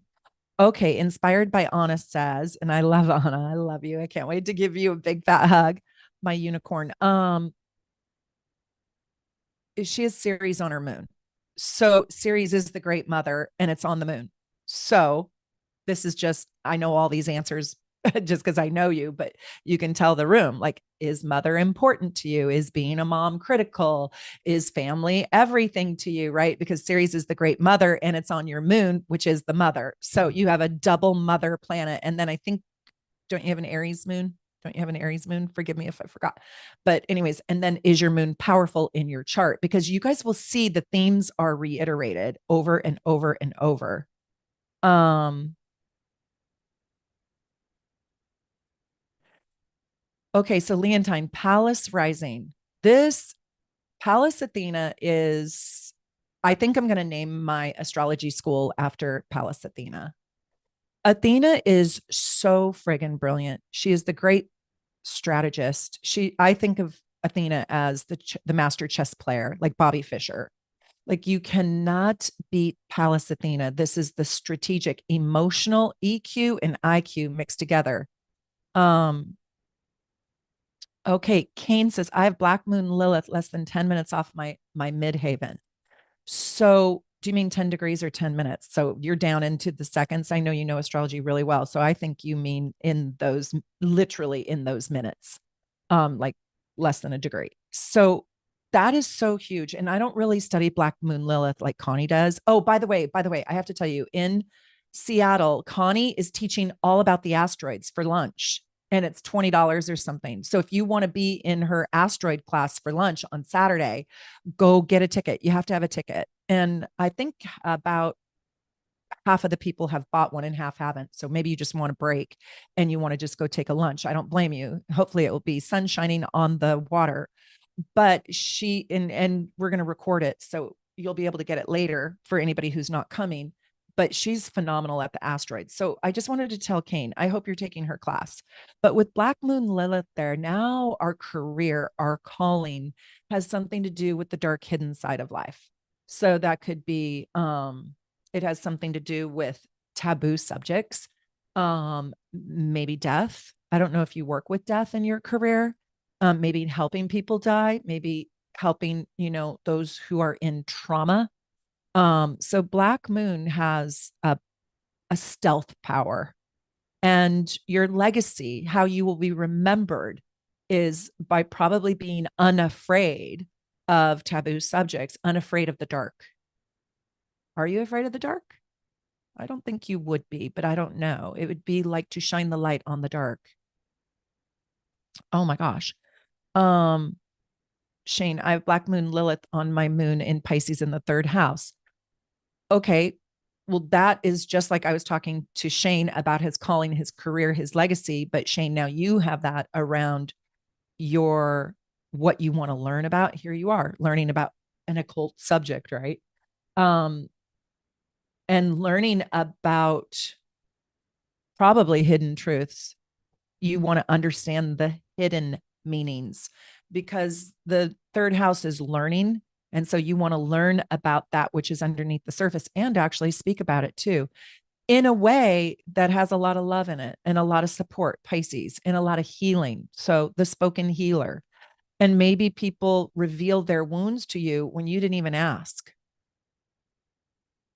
And inspired by Anna, going back to Ceres on the moon, she has all that in the fourth house of mother. So mother legacy there, my sweet friend. Um,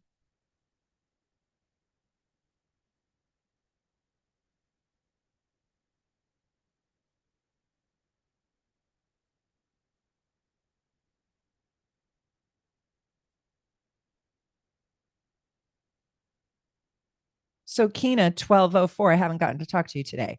I have Vesta on my midhaven. So with Vesta, Vesta is the Vestal virgins that kept the hearth warm, right? And again, I'm not an asteroid expert. Connie Joe is more of an asteroid expert. I know enough, but I am not perfect at my asteroids. Um, hold on, I got to take a sip. With Vesta up there, there's something very, very loyal about you, Kina, because you are going to tend to the hearth around 10th house issues. So around your career, around who you are in the world. So I have a feeling, and tell me if this is truth, Kina, that when you say you're going to be there or do something, or I'm showing up, you show up faithfully. And I don't know what the rest of your chart looks like, but wherever you have Vesta, this is where we have a deep loyalty to self, to others, and in your case, the world in which you live. Psyche is, Aphrodite and Psyche and Cupido, they're all the sexual, romantic love planets. And Psyche is the great attractor. Psyche and Eros are the great male female sexual bond. Um, Juno is conjunct Saturn. Danica, hi, my darling. Um, so when you have Juno conjunct Saturn, there is tons of responsibility now around partnership. And it's like, I am married to my discipline. I am married to you. Are you married? I don't know. I think you are. Um, and also you would take your marriage very, very serious, and loyalty would be absolutely imperative, absolutely imperative to you. And you are your word, and you have an honor about um that which you have unified with. So think of creating a union. And so you are loyal to, let's just pretend, because I don't know exactly everything you're loyal to, but family, God, country, politics, my belief system, my home, my parents, my friendships, right? So Juno with Saturn creates such a loyalty. Like, I will die being responsible for these things. So it creates a great deal of integrity for the unions you have created in your life, Danica. Okay, let's take Lisa. I haven't talked to Lisa today. If twins are born 2 minutes apart but still have the same degree and minute of rising and moon, how do you read them differently? Well, that's a great, great question. So, Lisa, that like opens up a huge, big, long dialogue, but I'm going to try to put it in a nutshell. Okay. So, when you have twins charts and every single thing is the same, I bet you the degrees of the house cusps are off by maybe 1 degree or so. But I want to say that health, mental health, emotional health, psychological health is on a continuum. And maybe this is 100% and this is 0%. Well, you can have the same exact mother say the same exact thing to you, like, go put on your blue sweater. And one twin, one child is offended by that, and the other child is inspired by that. So it is the interpretation of the world that will create different experiences in a twin's chart. So it's nature versus nurture. So astrology does not make you. You are using the planets that are tools to sculpt your own self out of the marble. I hope that helps. So you are using Jupiter in Gemini. Okay, Jupiter in Gemini. Let's just say you have Jupiter in Gemini. One twin might use it so much that they are a know-it-all. They know all the facts. They cannot learn anything new. You cannot give them a new perspective because they know absolutely everything. And the other Jupiter in Gemini is a curious cat and just has more and more and more and more questions and is on a constant chronic path of learning. So one Jupiter in Gemini feels like I've got all the data. I know all the facts. I am the fact checker. I am the truth stops with me. I know everything. And the other Jupiter in Gemini is like, ooh, that's interesting. I want to learn more. It is the conditioning and the interpretation of life delivered maybe exactly the same way. And also maybe not. Maybe one twin was favored. Maybe one twin comes out bigger than the other and is more aggressive, right?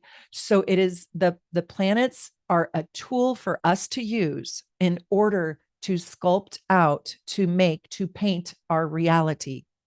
And that's why I'm kind of like, I'm not a traditional astrologer. I don't necessarily believe that your whole entire life was divinely constructed. Yes, I do believe in karma. And yes, I do believe in milestones. And yes, I do believe you picked your parents. And yes, I do believe you chose your lessons. So let's say I chose the lesson and the twin chose the lesson of betrayal. Those lessons of betrayal are going to be interpreted and handled differently because we're each unique human beings. Does that help you, Lisa? Oh, Anna, thank you. And thank you for being a member. You guys, I'm so, so grateful. How can I protect my 3-degree Leo moon from Mars Pluto? And thank you for the tip. I'm going to buy a cup of coffee. That's really tough. And I have a feeling that is your heart already feeling, I don't know, kind of devastated. And what house is it in? I really need to know what house it's in to answer that. Um, oh, thanks, Lisa. I appreciate you too so much. I appreciate all of you beautiful people and being a member on my channel. I'm very, very grateful. So I was waiting for Anna to tell me what houses the 3-degree Leo moon is, but it is going to get squashed. And it is going to hurt. And it might hurt by what it sees out there in the world. And it is called emotional management. And so I would say, I don't know what house it's in, but I would say tranquility and finding joy where whatever is in front of you, find the joy inside of it. So I also will tell you detachment, learning detachment is important. Leo rising. Oh my God. So you have your moon on your rising sign in Leo at 3 degrees. So this is kind of like Zane's chart. Your whole life is going to change. And I think you're going to have a radical emotional transformation about the meaning of life, the meaning of self in my life. And I think you're going to experience, I just want to be really honest with you. I want to be really honest with you where I think your emotional makeup, things that you once cared for, might transform. You might not care about the same people or the same in the same way. You might feel like you need to take space from some of these relationships. So this is about self and your relationships, and your heart is directly involved.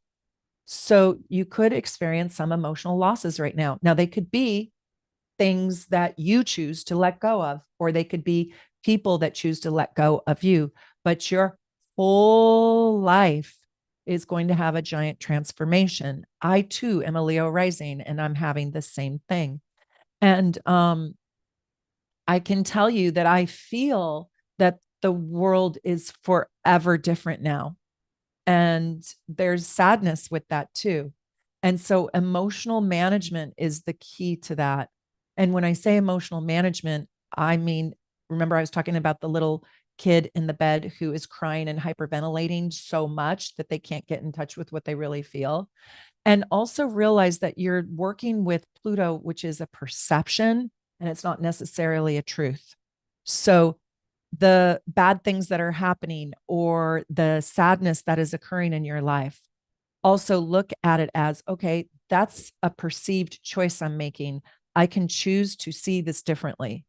I can choose to see this differently. I can choose to see this person who wants to leave my life as a betrayal, or I can also perceive it. I can change my perspective and I can see it as a freeing. Does that make sense?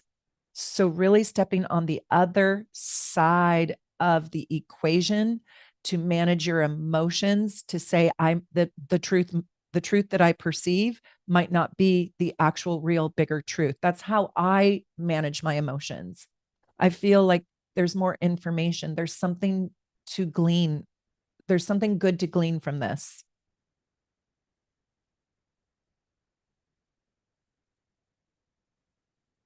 I'm going through a big career transition. Well, you probably have Taurus on your midhaven, right? So I'm not surprised because that's in square to this. So we do have to look at the whole entire chart, but this big career transition is probably going to be emotional for you. It's probably going to affect your heart, the way you feel, and it's probably going to affect your relationships. That's the seventh house, other people that can be coworkers too. The sixth house has coworkers, but so can the seventh. And it probably is going to change your whole identity. Your whole identity of who you are in the world is going to shift right now. I hope that helps you. The transition to higher consciousness is global and is happening right now. I agree, Janine. And it's also quite painful, right? It's quite painful to see the ugliness. And I think it's that ugliness that needs to be revealed in order for enough people. I mean, how many people are on the planet? I don't know. To have enough people want something different.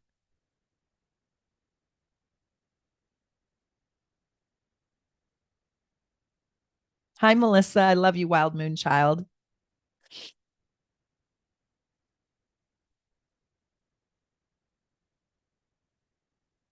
Yeah, we Aquariuses have detachment in the bag.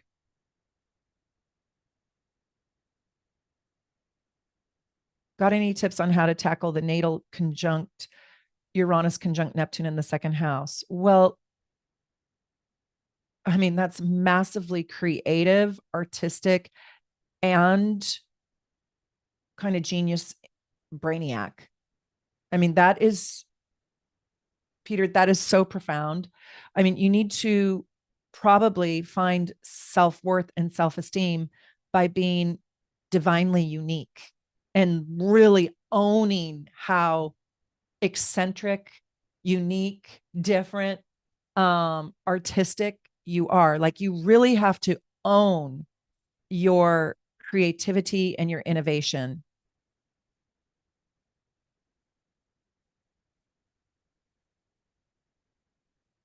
Oh, Hasmic, thank you for joining. Let me see. Hi from Australia.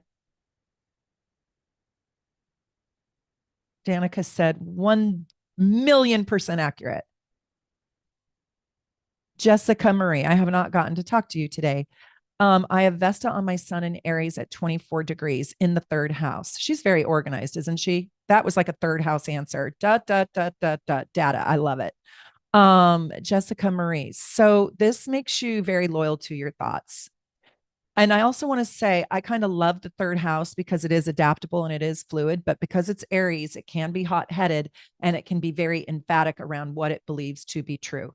And Vesta is very, very loyal to my own belief system. It's super, super loyal. And you have your identity around the content that you learn, being well educated. It doesn't necessarily mean that you have a PhD, but you want to be smart. You want to understand. And the way that can, Jessica, I would never kill you, but if I had to kill and torture you, I say it with love, I say it with a hug, is I would let you know nothing, right? If I put you in solitary confinement where you didn't have a book, you only had your own mind, and you could learn nothing, that is the death of you. And so you're very loyal And your identity is wrapped around knowledge and knowing and learning and growing. And if I didn't allow you to grow your mind, it would be the death of you. Hi, Deborah. Are you at work today? Hi, I love you. I'm sending you a big fat hug. If I have my 10th house from 0 degrees Cancer to 4 degrees Leo, okay, you've got to have a bigger 10th house than that. Oh, 0 degrees Cancer to 4 degrees Leo. Okay, no, that's not true. That could be right. How will this transit affect me? Well, who you are in the world is going to transform. That's the short answer.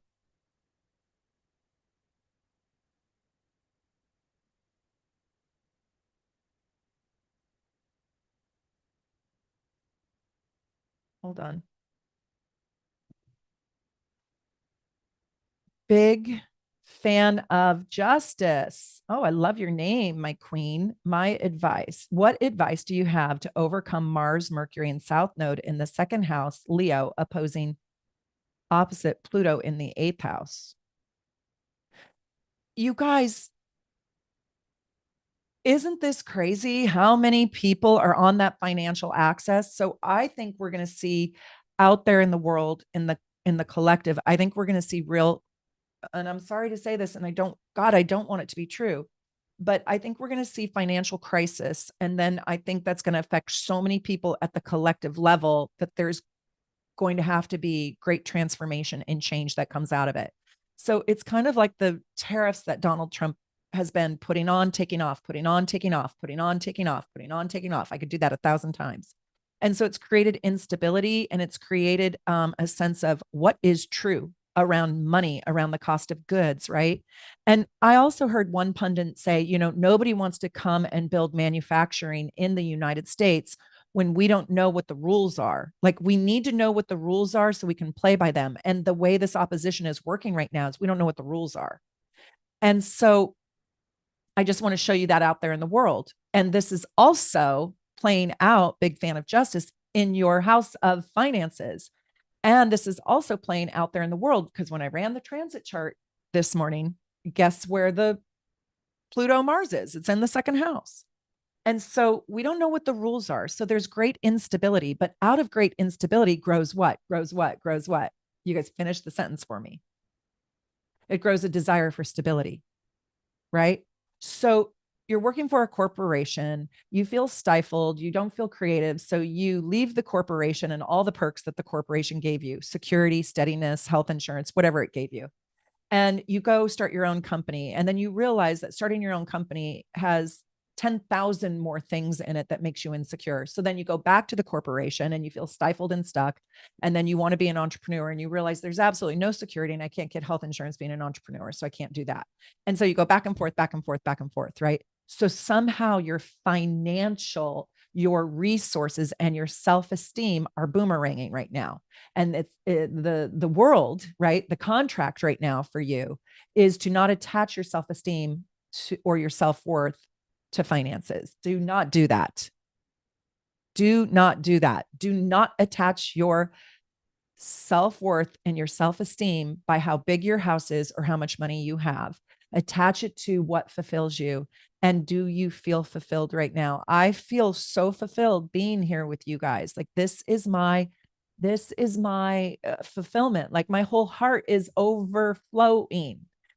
And I love how Melissa said, she's still here. I'm here in my joy. I'm here in my total spiritual fulfillment. And so I just want to say, we have to right now attach our self-worth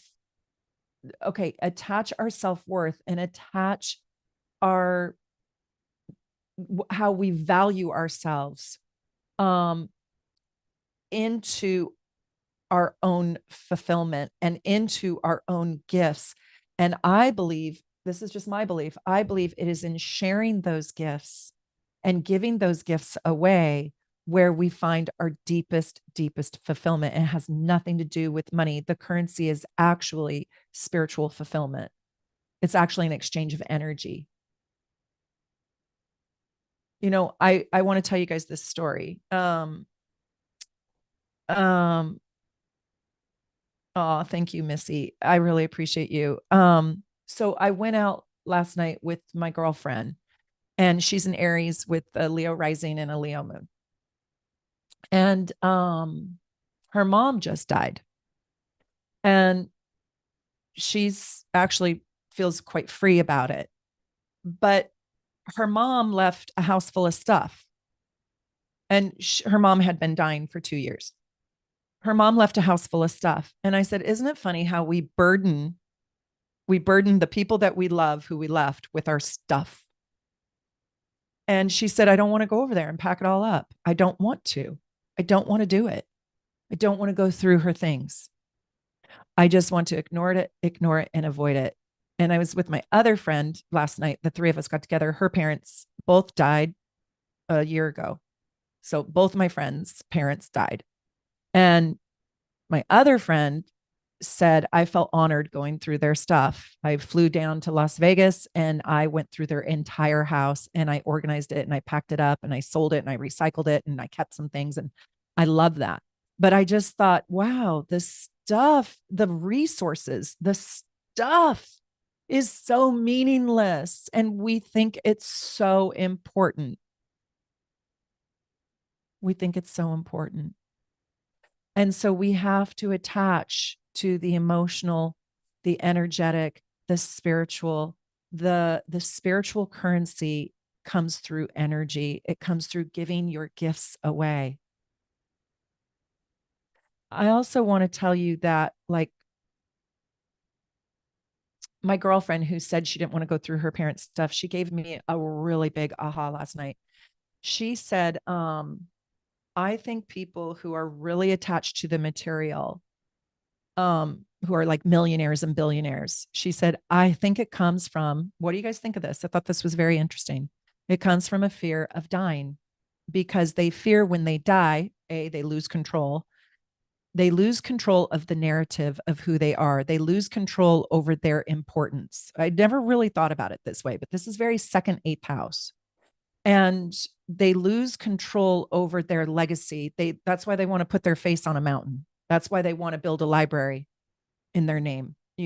There's a I am immortal that comes with people who are overly attached to the material. Do you guys understand? It really gave me a giant shift in my thinking. And they're also usually afraid to die. Not everybody, but oftentimes they are. And I thought, wow, the people that are not afraid to die have gotten rid of their stuff.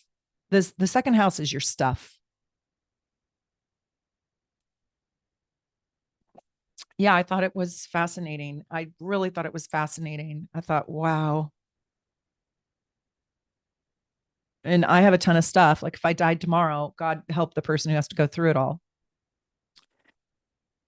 Um, in the native culture, the family is supposed to process things with 5 days of passing. Oh my God, good luck. Do you know what hoarders everybody is? My dad said about my mom's things. I don't need all this stuff. It's meaningless. I have her in spirit and I see her in my dreams now. Yeah. And what did you do, Anna, when your mom passed away? What did you do with all this stuff? Leontine.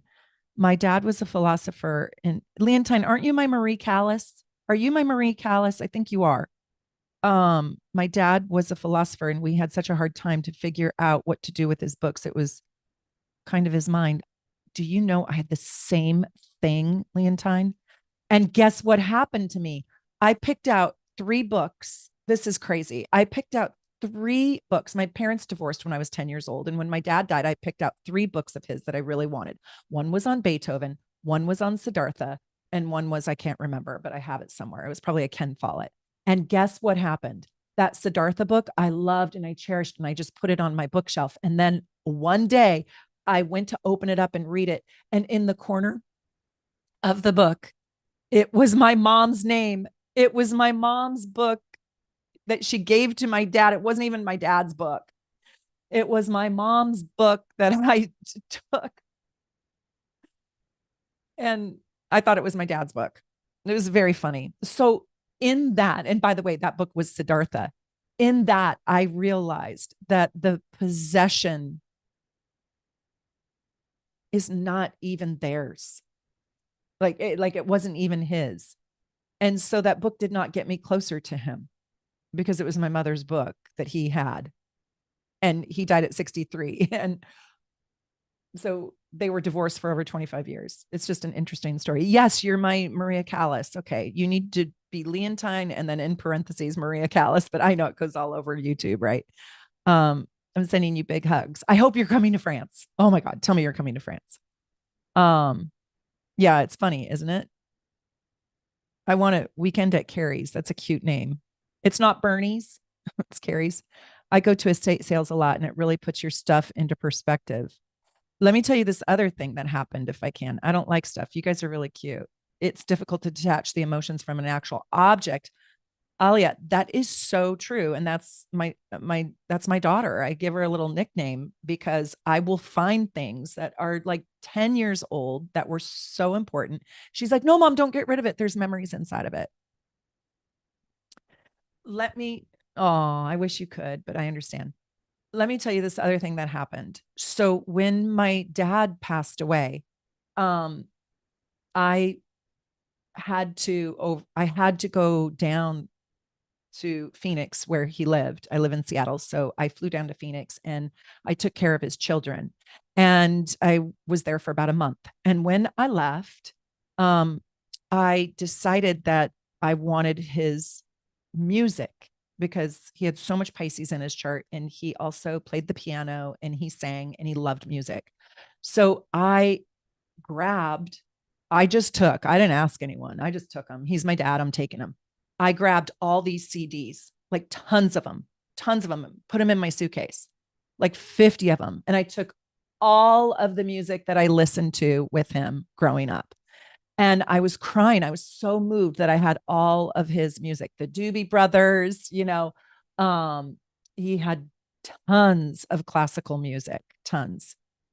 He loved Bach, he loved Beethoven. So I got all the CDs and you guys are going to die when you hear this story. It was such a painful story. So I put him in my suitcase and I came home and I didn't open up my suitcase for a while. But when I went to unpack the suitcase, it's like that book. I took the CDs out and I put them on a bookshelf and I left them there. And then one day later, so now this is like 3 months later, I went to go get a CD and I was like, I'll play Roberta Flack. God bless her soul. And because it reminded me of my dad killing me softly. And I went to go get the CD and put it in the little CD thing. And there was no CD in the case. And so I went to go get, I don't know, Simon and Garfunkel and open it up. And there was no CD. I opened up the case and I opened up the next case and the next case and the next case. And there was no CD and there was no CD. And I brought home 50 empty cases of CDs of all of his music that I was so dumb. I didn't even check. I just grabbed them. Well, you know what he did? He's such a Gemini. He had his CDs organized in a binder, like a book with just the CDs in a library. He had a whole library of just the CDs. The cases were just storage. And that's what I mean about stuff, right? And it was sad. Well, I at least get to know the music and remember the music. And, now we stream it anyways, and CDs are kind of obsolete. And I did get a couple vinyl records, but I know I was heartbroken. And this was a very long time ago. I mean, this was a very, very long time ago. This was 20 years ago. More than that. Let's see, 23 years ago. I can't even believe it. And so I wasn't as spiritually developed as I am now, but I was really crushed, shattered, and heartbroken. And then I realized, kind of like what Anna said and what many of you are talking about, is that it is in the spiritual context. It's not in the thing. It's not in the actual thing. All right, my sweet friends, I think I'm going to sign off. I told my husband I'm fasting today, and this being with you has made me so hungry. I don't know if I can do a whole fast. Yeah, weekend at Carrie's, I think so. Maybe that was his way of saying, Mary, you don't need all of these things to remember me because I'm always with you. Yeah. I was walking down the street at Oxford University where I studied astrology for a while. And I met this wonderful woman. She lived in Belgium. I wish I could remember her name. She was much younger than me. She was like 20 years younger than me, maybe 15. And her mom had just passed away. And I said, "Oh no, that's just terrible. That's absolutely terrible." Um, how do you feel about that? How do you feel about that? Do you feel so sad that you can't call her on the phone? She goes, "What? I can call my mom on the phone now 24 hours a day. I have her closer to me now with her in heaven than I did on earth." And that really was like a pop for me. And so when I said earlier, like, find the joy in whatever you have, God, it is so hard to do. You can't manufacture joy, right? But at least be open to it, because she told me that she was joyful, that she could call on her mom at any time she wanted, like 24-hour access. And so that's kind of what I mean about finding the joy.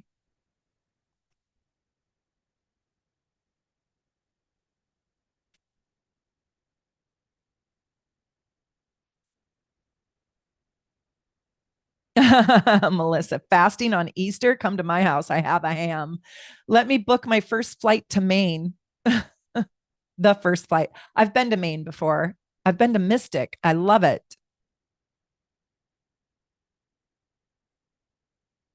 All right, you guys, I'm going to sign off, but I love you to pieces. And thank you for being a member. And we'll do this again. So I'm going to try to do it every month. Leave me, will you guys like this video and put a little comment in the comment area, not just the chat, and let me know if you like these, if you feel like you learn, if it expands your ability to learn astrology, deeper astrology, truthful astrology. Mwah. Bye, you guys. And thank you for being a member. I really appreciate you. Take good care. Okay, bye.